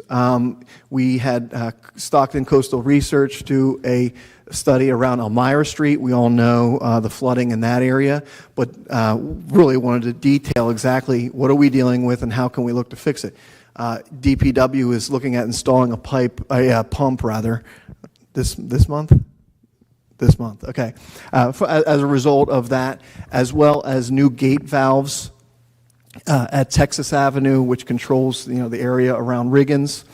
And of course, all of the beachfront. You may have also seen the pipe that was installed in front of Gurney Street on the beach this summer. Of course, going into hurricane season, that pipe's had collapsed. We didn't want to wait, and we did it right in the end of August and before we got into hurricane season. Thank God we didn't have any big hits this summer, but we had all of our pipes ready, all of our pumps ready for whatever came. But going back to, frankly, what's most important here is the seawall. We have been working with the Army Corps, and frankly with State Historic Preservation Office, our own HPC, and trying to come up with something beautiful that works, right? I mean, it's a seawall, it's a wall, it's not going to be exactly beautiful, but what's the best that we can do? And you can see in here what we have attempted to do is we maintain a brand new wood wall along the road, so it's very much what exists today. Then a dune, then a promenade, which will be wonderful to be able to go from the Cove all the way to Poverty Beach, all on one walking promenade. And then the highest part of the seawall, which at this point is close to 30 feet away from the road, so it's back off the road, is a seating wall. And what this picture doesn't really show you well, but is the case, is you can sit on this wall, but on the back of it, the back adds another 2 feet, which was very important to get to 15 feet flood elevation. No, the wall is not 15 feet high. It's already 8 feet high plus what we add to it. But as you can see, that fence line, go back to the next picture if you would. That's the same fence in both photos. So we get to a flood elevation of 15 feet, which is what's required for the 100-year flood FEMA numbers. And next slide. All without some obnoxious wall right on Beach Avenue that everyone has to stare at, but does the most important thing of trying to keep the ocean where it should be. Next slide. Again, the same utilities being replaced on Beach. This was from December of this last year. This wasn't Sandy. This was just a high tide in December of last year. And I put this in here just as a reminder of how important this is, especially at that corner. We had flood water just this year, and that was again not a storm, but just really a high tide, full moon. Next slide. And this is the biggest thing, which actually is the smallest thing for you to read, but I know at home online you'll be able to see this. This is the FEMA grant funding for $24.3 million that we are in line to receive. There's some extra steps that have to go through, and we have some I's to dot, but this is looking very, very promising. Next slide. This is the Army Corps testing out pits along the existing seawall. This is the storm drain that was replaced, and this is the beach fill project that was just awarded that you'll see the rest of this winter. Getting into finances as quickly as I possibly can. 5-year look back as a comparison for our surplus. And I think all of council is very proud of this because it took a lot of effort. This is our surplus from 2018. This is on the left in the blue. On the right is the 2023. It's seen a surplus growth of 179% over those 5 years. 179%. Next slide. This is a 5-year look back, which I almost have to laugh at because you can't even see the blue on the left. In 2018, that's our interest on investments. In 2018, our interest on investments was $6,695. This year, our interest on investments is up to $757,000, and by the end of the year, it looks like it'll be $1 million. Yeah, thank you. What was that? Can you go back, just for the sake of it? That's a 11,212% increase. All right, next slide. Debt ratio, okay, obviously important. What are you bringing in? Our debt is actually down from 2018. Our debt ratio at the time was 1.58 in 2018. Today it is 0.994. So the debt ratio has gone down. And just quickly, the numbers are kind of 10% increase this year to our occupancy tax over 2022, which is huge because 2022 set records. Our parking meters were up $100,000 this summer. Some of that was because of the increase in parking spaces. One little bit of bad news, our beach tags were down, I think, 0.03. So I think if you buy a couple beach tags for Christmas this year, we'll be at least flat. Okay. And then, of course, the taxes. Property taxes have not increased in 4 years, and you can kind of get a taste of some of the other areas where they've gone. We all know expenses have gone up, and taxes have gone up in most municipalities, not in the city of Cape May for the last 4 years. You can go right through them. So with that, I want to open it up for public comment. Anyone wishing to speak, please come to the microphone and state your name. We want to hear from everybody, so we would like to keep it to 5 minutes max. Then we'll cut you off. If you would like to come back after that, we're here. So we want to hear from you. But if you have any questions or comments, please come on up. I think, right? Is everyone else finished? Good. Okay. Thank you very much, and please come to the mic with any question or comment.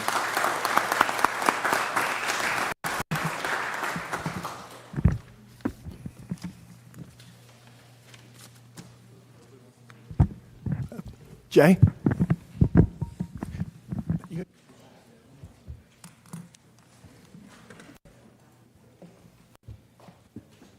And you can lift the microphone up or move it around. Go right ahead. Thank you. Jay Schatz on behalf of the Cape May City Shade Tree Commission. I look at the conceptual drawings of this seawall project with a little bit of alarm. A lot of you weren't here or too young to remember 1991 when widows, orphans, Boy Scouts, Girl Scouts, every volunteer that we could scrounge planted thousands of plugs of beach grass along Beach Drive from Poverty Beach down past Philadelphia Avenue. We had to do it twice because the first year it washed out that winter. So we had to do it again the next year. Everything that you see seaward of Beach Drive is a volunteer. Every juniper, black pine, beach plum, porcelain berry, and poison ivy bush is stuff that's grown in there since 1991 and holding that beach back. This conceptual drawing shows a lot of that being shaved back and replaced with plugs of beach grass. That you really think that those plugs of beach grass are going to hold back the ocean longer than the forest that's there now? I just want to make sure you don't over-engineer this thing in order to build a wall up to hold the ocean back. I'll answer that. Jay, first off, thank you for your years of service to the Shade Tree Commission. And we have that flag, Shade Tree USA, largely in part to you and the whole Shade Tree Commission. Where did Mr. Meyer go? Oh, well, and his work as the liaison to the Shade Tree Commission. Quickly, it is over-engineered because it's a seawall. Now, that rendering is probably overkill, and frankly, I don't know if they had the appropriate trees to include in the rendering itself. But let me say this. We understand the importance of the dune, and frankly, so does the DEP. So in constructing that, we will do as little damage to trees as possible, and any damage that is done, we will replant. And frankly, Jay, I'd be happy to have you included in that process, and frankly, I'd want you to be included in that process. So as we get to building the seawall, and I pray to God that that happens soon, we want you involved. We want the Shade Tree Commission involved, and do everything we can to save what we can. Right. Look, there's going to be bushes and trees that will be destroyed in that process 100%, but trying to replace them will be part of this project. Either I or a member of the Shade Tree Commission would be happy to help on that program. We want you to. All right. Thank you, Jay.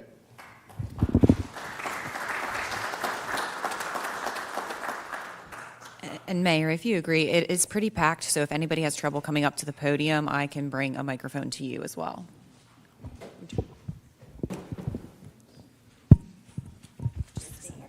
Thanks so much. Thank you. Barbara Skinner, 30 Congress Street. First of all, thank you very much for a very thoughtful presentation. I have a number of questions. With respect to the seawall and the effort to protect Cape May from enormous storms, many years ago I did a public presentation with Jeannie Powick, but she passed.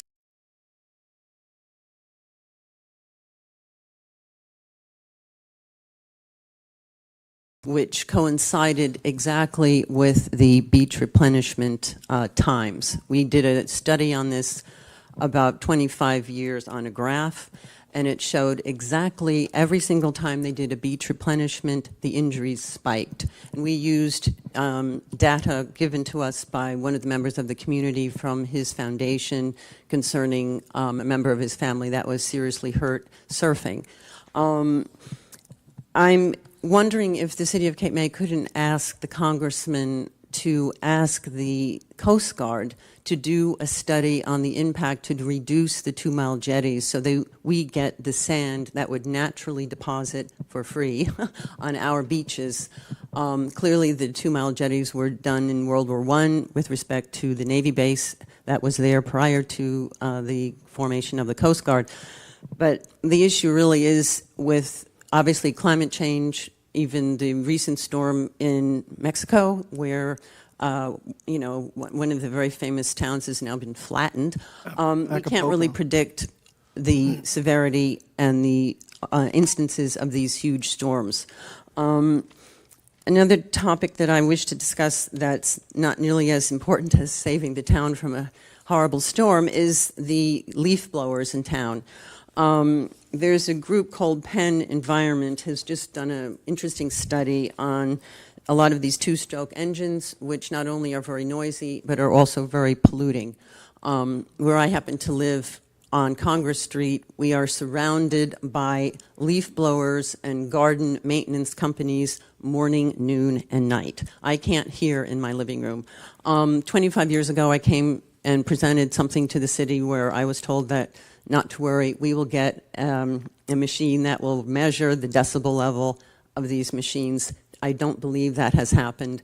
If you do complain about a noisy leaf-blowing project outside your window, the city has to, I believe, call courthouse, have somebody come down who's trained with the proper device, and by that time, the person making the noise is long gone.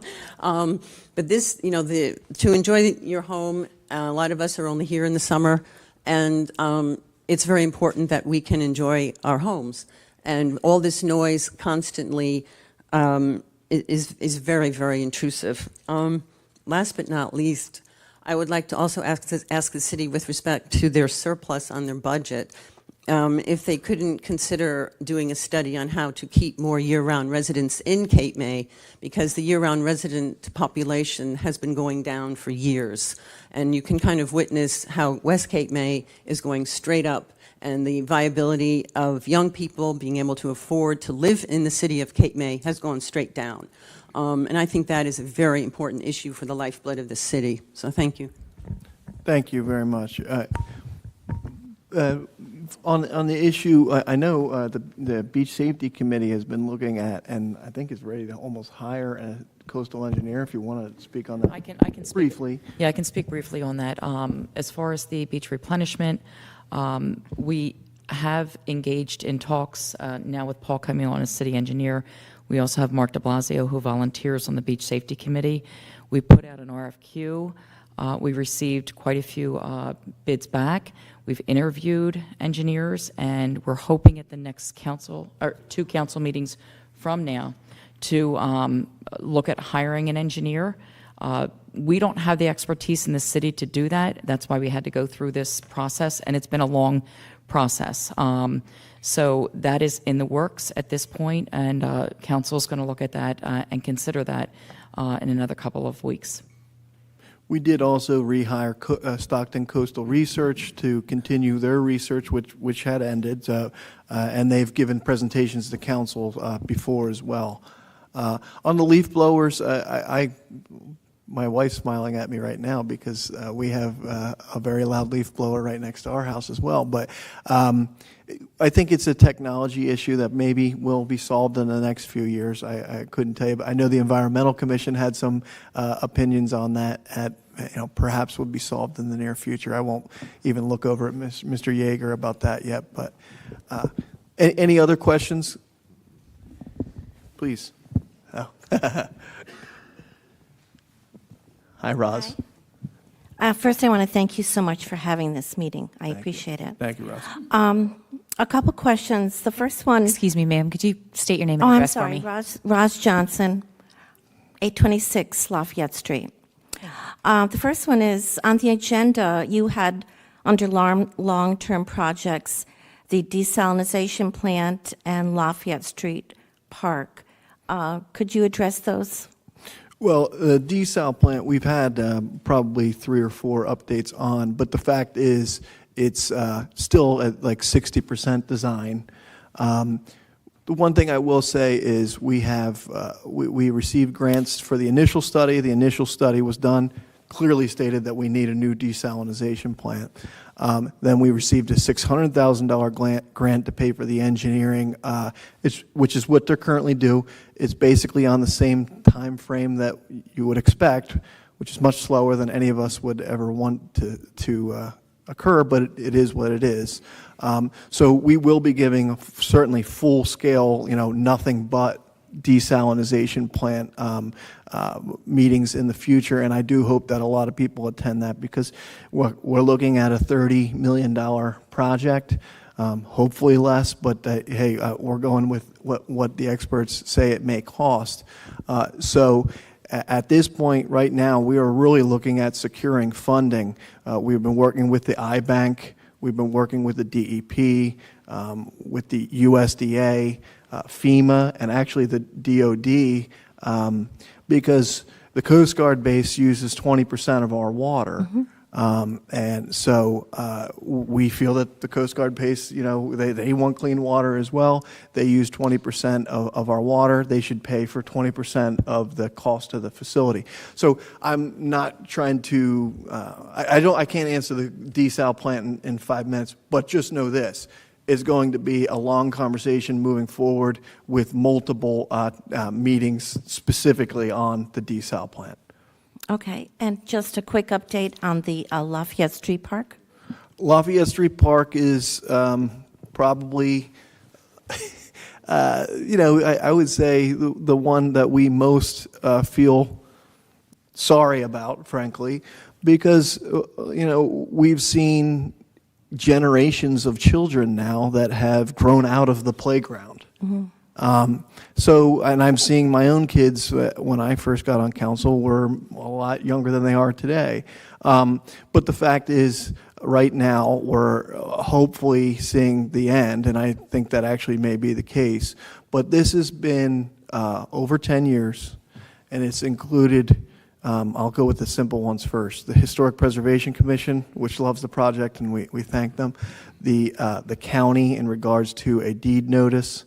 It's included the State Historic Preservation Office, EPA, DEP, New Jersey DEP, the Housing Authority, HUD, Housing and Urban Development, JCP&L, Jersey Central Power and Light, and I know there's some other abbreviation that I'm not thinking of right now, but all of those groups have had a bite at this apple and have asked for studies, this, that. All we're trying to do really is put back basketball courts, tennis courts, pickleball courts that existed for years and do that. So at some point, the city may have to take a very much stronger stance. I think we're trying to work directly with all of the agencies.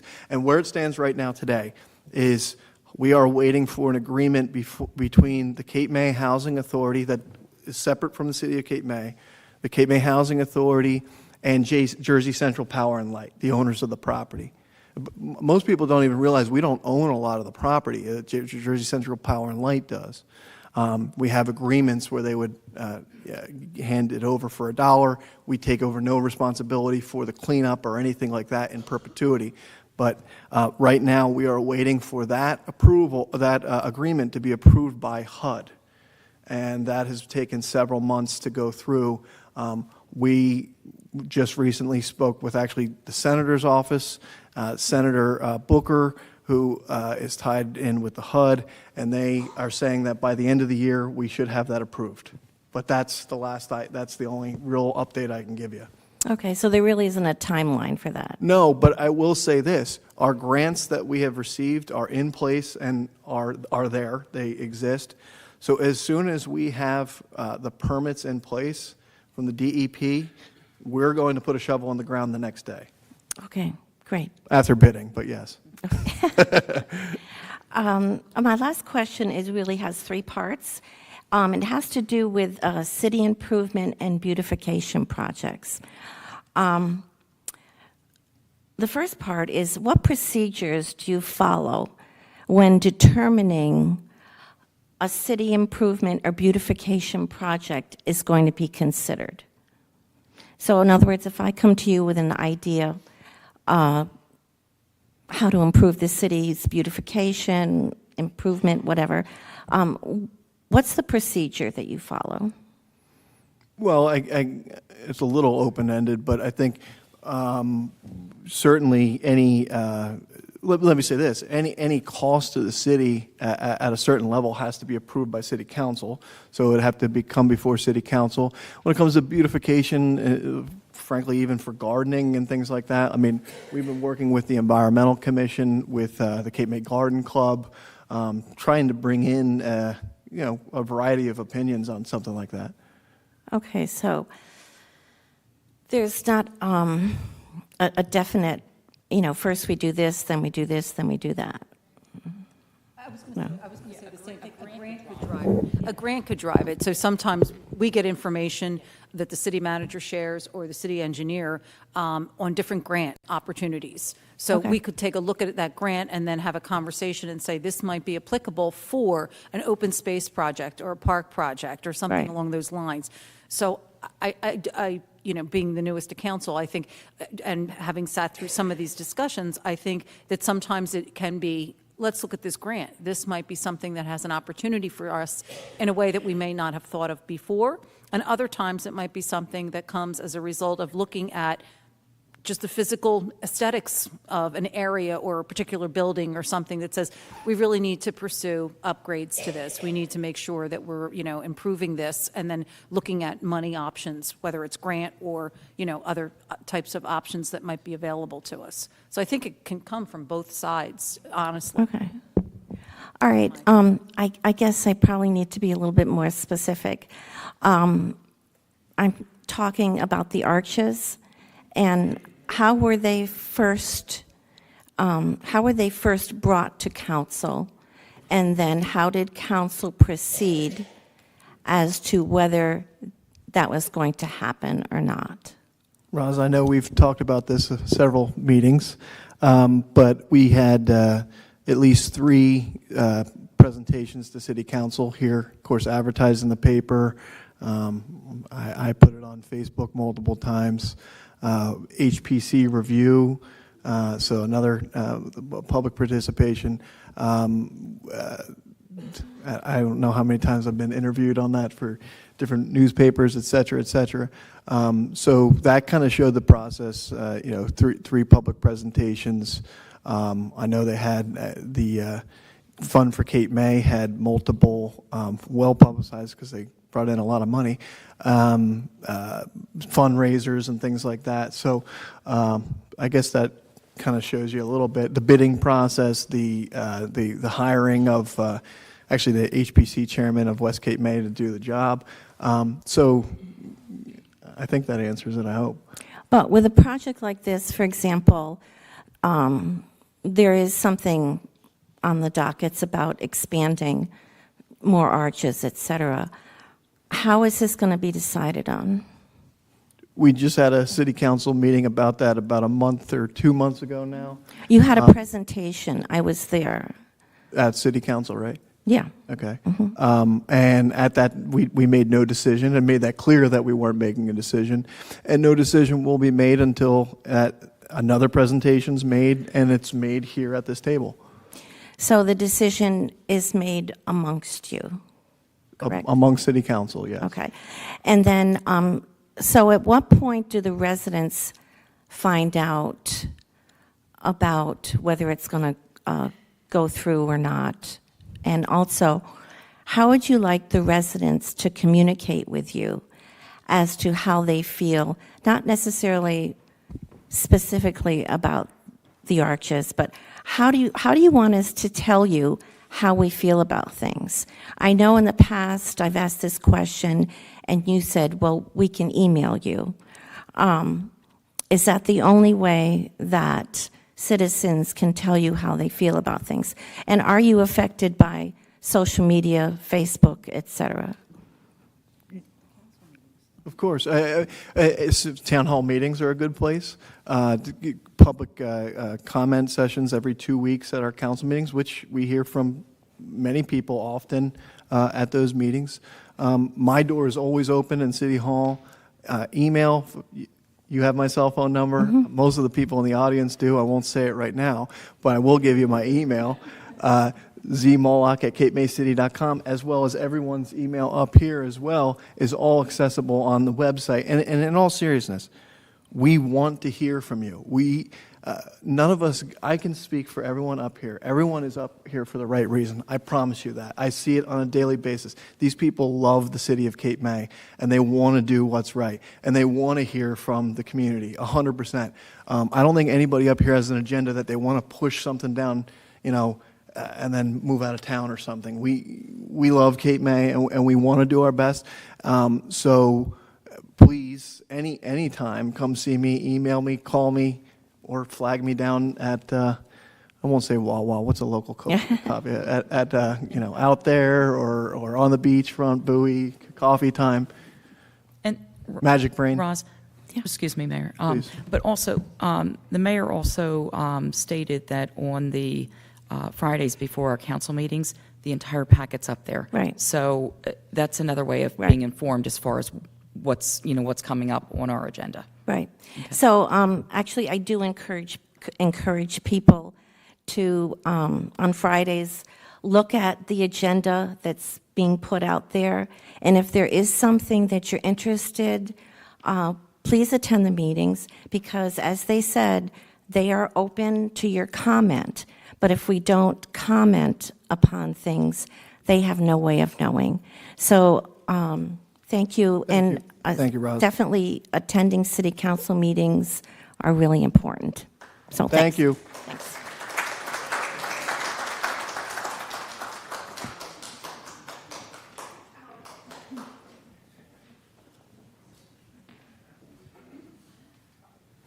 I have a big PS for Ross. Thank you, Ross, because it should have been a voted on or something. I don't know how you would propose doing that, but when you do projects. Hi, I'm sorry, excuse me. Could you state your name and address for the record? My name is Rebecca Kriebel. I'm a full-time resident on New York Ave. Thank you. My husband and I met here in '68 and bought our first house in Cape May in '77. So I've been around a bit. But anyway, to Roz, and I wanted to just do a PS from that because it was on my mind, and I've been wanting to express that we don't have a way to communicate coming to you one at a time about whether we want something done or not. It should be, this is what we're proposing, and if you have anything to state on that, then you should be able to come forward or have some method of letting you know whether we appreciate it or not. And this is all in regards to the arches. My husband and I we've been, around for a bit, and I've witnessed wonderful changes here in Cape May, and been a part of several of them. All are beautiful, but items like this should be voted on by community choice. I wanted to share my concerns plus my concerns and many of my friends and family concerns for the continued construction of the arches on our beloved, treasured promenade. What is constructed is artistic, it's quaint, and a bit of history. Any more creates a somewhat circus atmosphere. It clutters. To what is there is simplistic, natural, and beautiful. It's interfering with that. Thank you. So to just close, I just wanted, in additional lighting, I know you're talking about lighting and going south of down to headquarters. What's at headquarters and goes to the flagpole is that lighting is quite attractive. It's curled, it's quaint, and it's lighting for the promenade. You could just incorporate the wiring within that and continue with that without having to do arches. What already is there, like I said, from headquarters south is beautiful lighting, and maybe it should be considered. Thank you so much. Thank you. Thank you, thank you. Thank you for what you do. Anyone else? Beth? Hi, I'm Beth Acker, 637 Hughes Street. I don't have any questions. I just want to thank this council for being so thorough and being so open. I know that I've had several issues that I have emailed our mayor directly, my concerns. He then sent to our police chief, who immediately got back to me, and everything was resolved. And I really appreciate that your hearts are in the right place. And you guys give so much time to this city. Everywhere I go, I see somebody out there examining some situation. And I truly appreciate your efforts. Thank you. Thank you. Ma'am, in the back there, I saw your hand first. Hello, my name is Mary D. Waters. I live at 1200 Cape May Avenue, and I wanted to bring another point to everyone's attention about climate resiliency besides the seawall that we're building. I think something else that we all have to pay attention to are the electric lines that are traversing town with a tree canopy that we all love. However, does Atlantic City Electric have some kind of protocol for when they're going to be maintaining this canopy if they will not bury the lines within town and we get a windstorm? What's going to happen if some of those trees start falling on those lines and we are with a lot of beautiful historic wood structures that are irreplaceable? So does Atlantic City Electric have a protocol? I'm bringing this up because my daughter was in Maui and at Lahaina 2 hours before it went up. She escaped the town very, very, what I would say, precariously. She was stuck in traffic in the one road that led out of Lahaina, and luckily she decided to take a detour because some people were overcome with flames on the way out. Now, what it came out of that is that the tree canopy was not maintained, the lines were not maintained by Hawaii Electric, and there is no way that the fire company could do anything to stop the monster that overtook that entire town within hours. She went back the next day to volunteer, and she said, "Mom, I couldn't even stay there. It was too heartbreaking."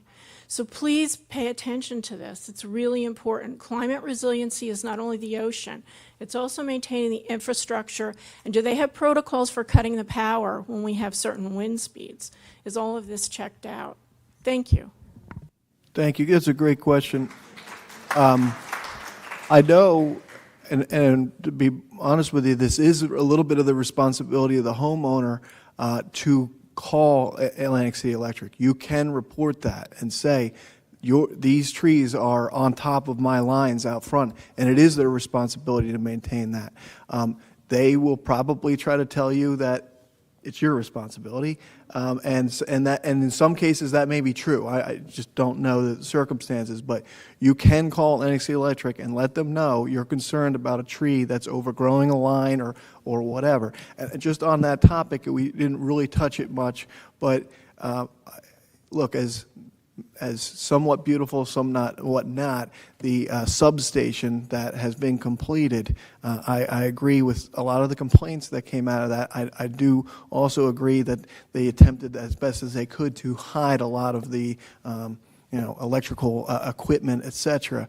But you look around at a lot of the neighboring towns this summer had blackouts and things like that. The city was really actively working with Atlantic City Electric to make sure that our electrical grid was resilient. Of course, that's not talking about what your comment that I totally agree with, but I would say to all homeowners, you do have the opportunity to call Atlantic City Electric, let them know of a problem, because even two wires touching, that kind of stuff, that can occur. So I would encourage you to do that. And again, they will most likely say it's your responsibility. You might want to kind of push back a little bit. Yeah, go ahead, Mr. Meyer. As liaison to the Shade Tree Commission, they do large projects annually. If you have any issues, a lot of the trees are street trees that affect these lines. Please bring it to the attention of the Shade Tree Commission. Perfect. And we'll take care of it for you. You're welcome. Any other, Mr. Seeger? Was there someone else too? Okay, got you. Bill Seeger, Vermont Avenue.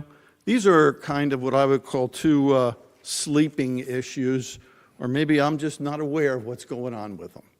The first one, and just so there's no surprises to anybody coming at us down the road, does council know of anything that's going on with the Beach Theater property redevelopment? Well, there is no redevelopment zone, I can tell you that. But no, it's a private business owner's property, and I don't know, and frankly probably would not say in a public meeting of the business of a private property owner. But I can tell you that this council has, of course, rejected any idea of a redevelopment zone. Mm-hmm. Okay, so there haven't been any amended proposals made to council by the developer? And let me be clear about that. Every council member up here has told me that they would be uncomfortable with having any meetings with private developers before they brought it to Planning Board, Zoning Board, Historic Preservation Commission. We have no interest in attempting to subvert that system that has worked very well for the city of Cape May. Every one of us can talk about a decision that HPC made or zoning board made or the planning board made that they don't like, okay? But for the most part, you look around town, those volunteers on those boards have done an excellent job of making what Cape May it is today, and frankly are better at it than I am, or I won't say anybody else up here, but they do a wonderful job, so why would we ever skirt that, Well, I wasn't process. questioning anybody's I know you weren't. work. I know you weren't. I just don't want to wake up one morning and You won't. hear that there's a big project ready to be presented, and Well, we got that'll to happen, get reorganized yeah. again. That'll happen because somebody's going to have a project there, and frankly, I know most citizens want to see that improved, to some degree. Oh, I think we all do to Absolutely. some degree. Right. Right. Okay. My second issue is, and I know it's one that has been seriously addressed in the past, but it seems like it's, and maybe you can just tell me, forget it, we're never going to try and do anything about it. But the regional school tax issue, is that an issue that the City Council of Cape May will ever try to do anything about on behalf of the citizens of Cape May? Because quite frankly, if we could, the additional tax revenues that could free up, even if half of what we could save from that over taxing could come to the city, could go so far to do things for the city to keep our money here in the city. So, and because frankly, the TPA, to their credit, the Taxpayers Association, the Municipal Taxation and Revenue Committee, the MTRAC Committee, Advisory Committee, have been tasked at looking at and have looked at over the years. The answer is no one up here can change it on our own, so that's really the answer. But and I think my understanding at the last time I looked into this is really required a vote of the public, and we know how many voters there are in Cape May as compared to other places. But I think one of the interesting things that MTRAC had been looking at, and I think the TPA as well, really is the pilot program in regards to the Coast Guard base. I realize all that. Okay. Because I'm on the TPI. I do know Right, that. I know but you do. It seems like city council is sitting there waiting for others to do it. And I'd really like to see this group that's voted by the taxpayers to take more of an active position in trying to get this done, because you have I would hope you have a much tighter relationship with the political types that are going to have to get involved to make this happen. I can just tell you the honest answer is it's for the political types, it's an unpopular issue for the majority of their voters, and that is the problem. I mean, Congressman Van Drew, I'm sure would honestly tell you that. Look, there's more voters on one side of the situation than there are on the other, and I think that would be an honest answer. But I do think, in all seriousness, I know you know about this, but I think looking at the pilot program for the Coast Guard base is something that should be really pursued, because, and what that is for folks out there is, there's a lot of real estate underneath of the Coast Guard base, none of which is taxable. And in some municipalities and areas around the country, there is a tax credit, a pilot program in regard to that real estate or lack of taxes that we receive from that location. That has been done across the country, so I look at that as an opportunity that really could be and should be pursued. Just so people know what pilot means, it means payment in lieu of taxes. And just to kind of elaborate, if you don't mind, Mayor. Please. It would take a vote of the regional school district.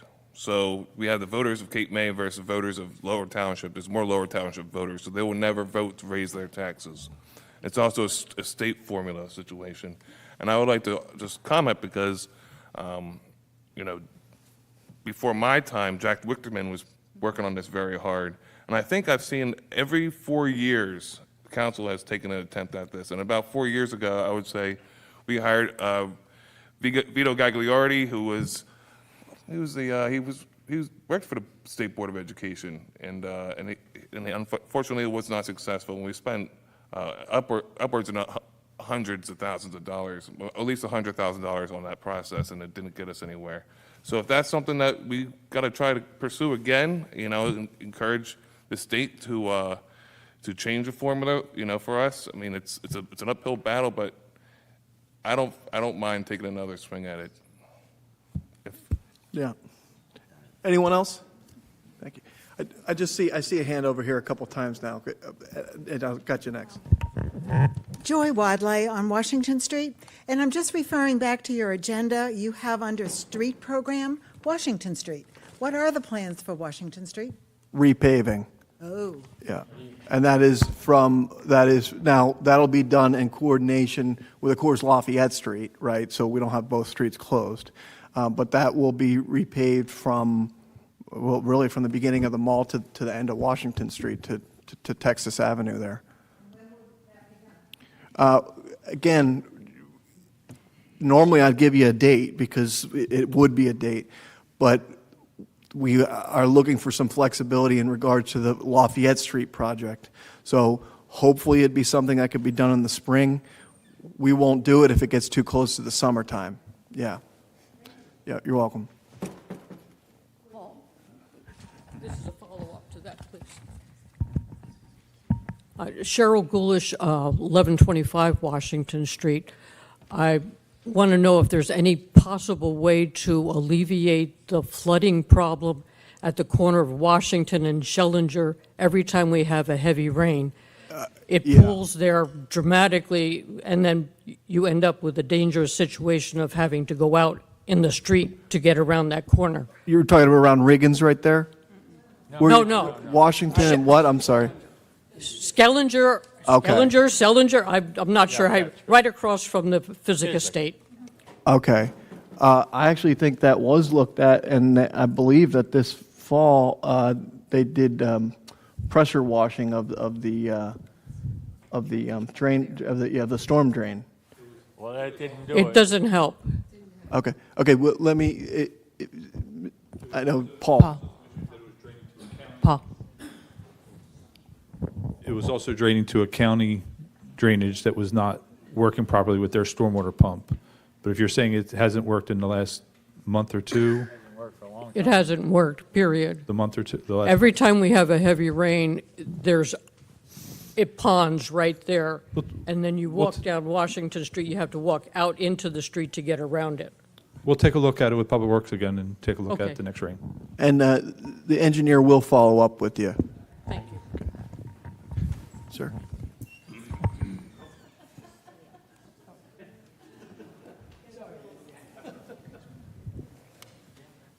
Jules Rouse, 1010 New York Avenue.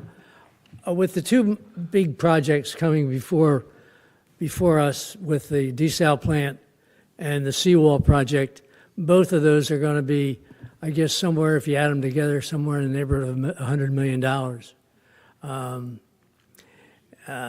I think I hope it's not that high. To be honest, just to be clear, my understanding of it, Mr. Roush, is somewhere around $25 million for the seawall and maybe $30 million for the desal plant. Now, again, that's going to be based on what funding we can get. So. Well, I understand that, but the desal plant, in addition to the plant itself, you've got a lot of additional work, piping work that's $7 or $8 million on top of that. Either way, it's a lot of money. Yeah, I would strongly recommend that City Council have open public meetings, allow the people to hear not only what the project is, but all the costs associated with it, the operational costs, so that they know what they can look for in the way of a future expenditure. Both of those are major projects that, depending on the kind of financing you get, can or cannot be afforded by, our population is down now under 3,000 people. It's a serious issue, and I think it deserves a very serious examination in front of the public. 100%. Thank you. Agree. Next.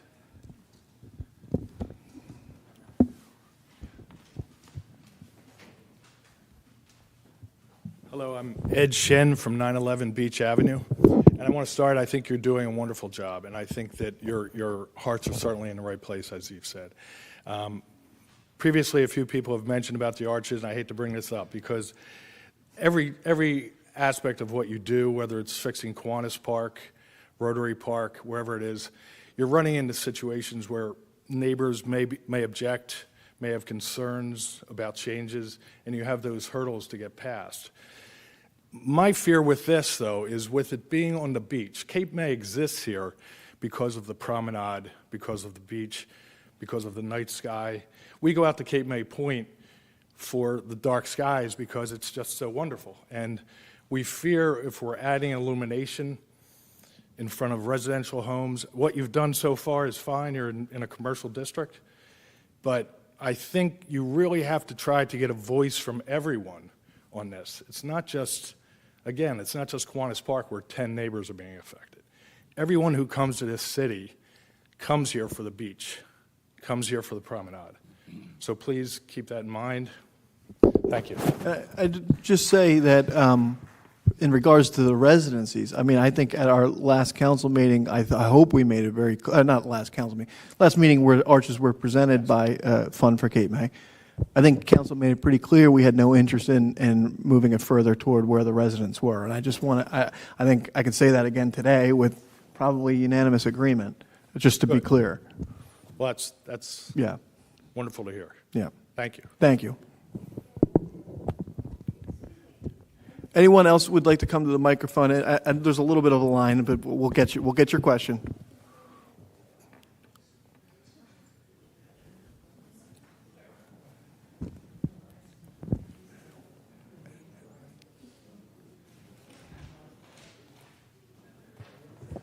Hi, Laurie Buck, 911 McCullum. I just had a question about the coordination between the townships of Lower Township and Cape May in respect to the crosswalk in front of Lucky Bones. The amount of times I cringe coming over because the people are walking out and the people are going around the person that stopped. And just that whole intersection, obviously, with Lucky Bones or Lobster House, people coming out and making the left. You know, that whole area right there is such a accident waiting to happen. It's a good point. Curious if any coordination with Lower Township is happening with council. No, they don't, and that's exactly what I was just thinking. So they don't have, you know, the button, the warning button thing, so it might be something, I don't know if we can follow up. That would be with the Mike, or county. with the county, Paul, yeah, that intersection, because at least that would alert people coming down over the hill. People making the left out of the Lobster House, unfortunately, that's just what people do. But that intersection there, I agree with you, because when you're coming down that hill and people are trying to get around the turn there, you can't see somebody coming into that crosswalk. Right, I don't know. At least one of those flashing lights would alert a driver. Right. To, You know the stanchion kind of things that they put up in front of Duckies? Yeah. So that people can't get around there where the crosswalk Yeah. is blinking? Yeah. That, I mean, something like that. I that think at people least if we couldn't could have get a around it. conversation with the county for the flashing thing, that should be, that's pretty, you know, standard. I'd like to make a comment about that, if I may too, Mayor. Sure, please. As we know, that's Lower Township. There was a time when making turns into Lucky Bones, going north, was illegal. There's times when making a left going into Lobster House was illegal. And I imagine, you know, there might be a purpose why they changed that. But I think we should really talk to the state, because going up that bridge and there being traffic on the other side of that bridge and you're going 45 miles an hour can be, you know, jarring if you have to slow down real quick. And last comment I'll say is not so long ago, I was stopped at that crosswalk because a young lady was walking her bike at the crosswalk and somebody tried passing me on the right and almost hit the girl. And I just think, you know, one of the things we need to remind people when they come to Cape May is, you know, make sure you pack your brains, you know. Do you want that as part of the website? And Paul Dietrich, the city engineer, will follow up on that with the state. Yeah. Hi, Marie Shin with Edgen. It's about the arches again. Now, it's come up a few times. I'm sorry, I didn't catch that at all. Stop it at Howard Street or something? I'm sorry. Ma'am, I'm sorry. Yeah, stopped at Howard Street, yeah. But why don't you just keep it in the business district? Then it looks I think like that is, lanes. I think that's the idea. Yeah, I believe Well, so. Howard Street is down past the arcades. Let me just say this.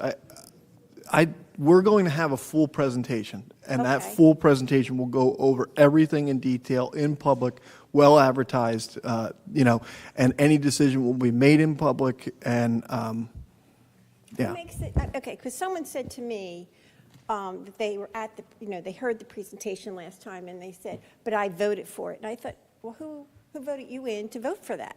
I mean, I know there was a party, and I know that all these people are on this group that decides what the next project is. But the rest of us didn't know. If I didn't go to the party, I don't know. Well, as much as fun as our city council meetings are, they're not exactly a party, but. No, the party at the Congress Hall where they're raising money. I understand that. All I'm saying is, we advertised 3 different presentations. Certainly, we did not think erecting something on, to replace an old telephone pole on the promenade was going to be done in secret. And again, I'm saying in the town hall meeting for another time, that decision will be made at this table at a well-publicized meeting and will be made as a presentation from the Fund for Cape May. Okay, And I've also said that we've already said on the record many times, it's not going past Howard Street, so. I understand that, but that's a lot of light still coming down that way. But I will tell you, who decides? Just this group? I mean, the townspeople who are against it don't. We've heard I mean, I from. think you're going to ruin going down to the Cove. It's beautiful to walk down there. We've heard from many people, many different opinions. I understand you did, yeah, Yeah. both sides. Right. Yeah, but maybe our side doesn't want it more. Ma'am, I'm sorry, I did Carol? not catch your name or address. Your name for the record. Marie Shin, 911 Beach Drive. Thank you.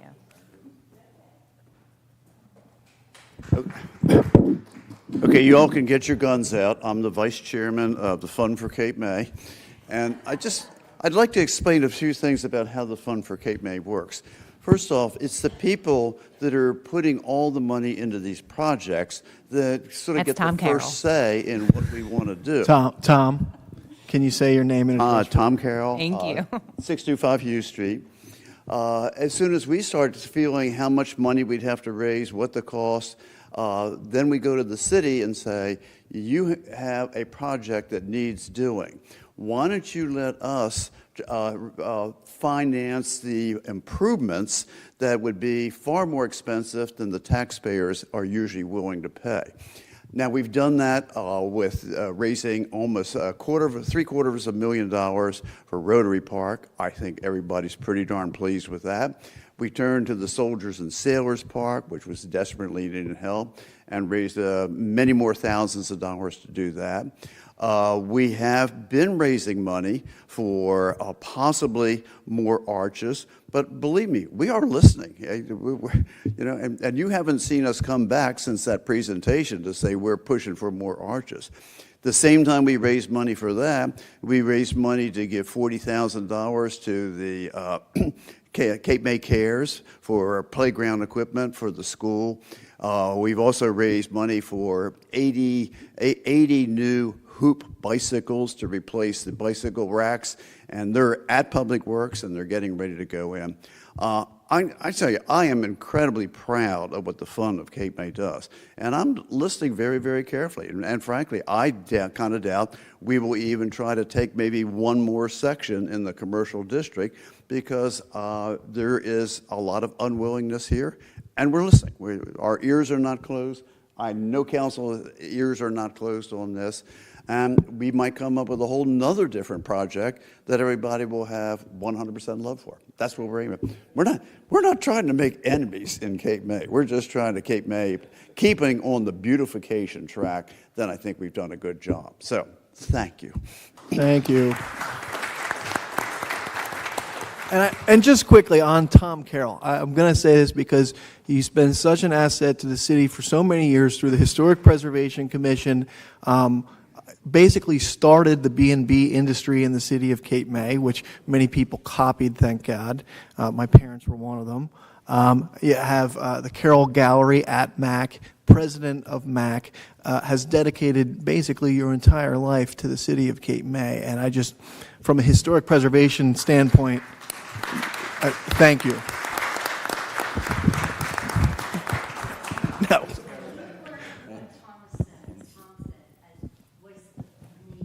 Thank you.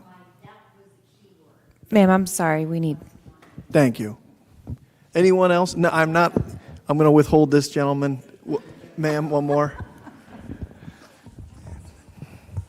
I just want to say what a great job you're all doing, especially you, Mr. Mayor. Moloch. No, it's Bob Don't Moloch. get his name. Bob Moloch of Cape May Point. All right, thank you very much. All right. Anyone else? Yeah. Yeah. Paul, one more. Just briefly, can you tell us what the figure is for the surplus that right now in the budget? 12 million and change. 12 million and change. Yeah.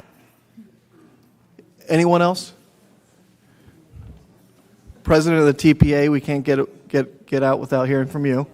Peter Cole, 1075 Michigan Avenue. I'm not speaking on behalf of the TPA. Okay. Thank you. I sent you a note personally, but that was my speaking on behalf. And thank you very much. You've actually kept your word. Very good.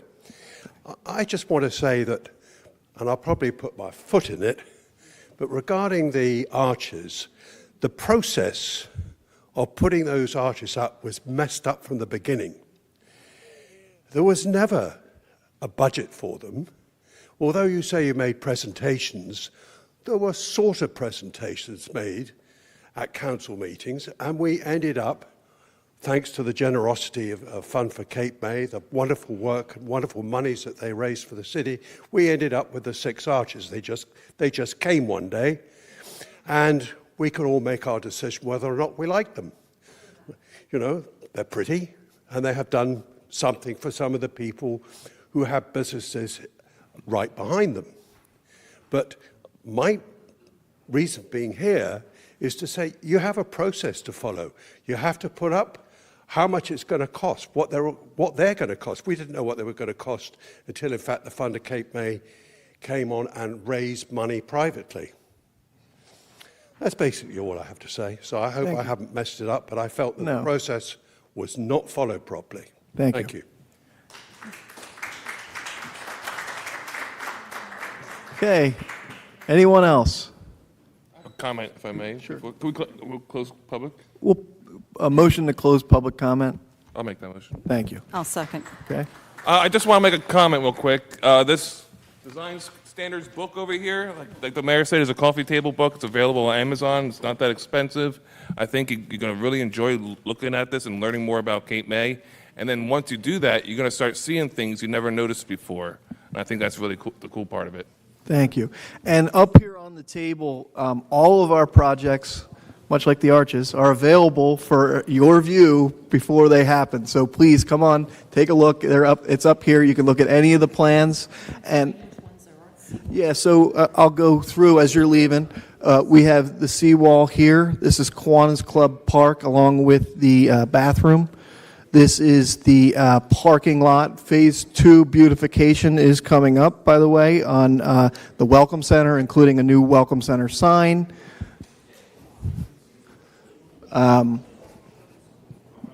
You have the EV charging as part of that parking lot. This is the bathroom at the promenade. Please take a look at that if you care about the promenade. AME Church, you have the bell tower here, second phase. This is the road program for Lafayette Street.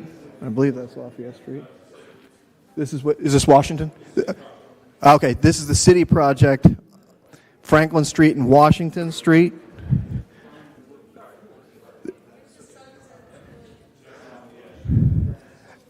And Lafayette Street, as well as the Beach Avenue project up front here.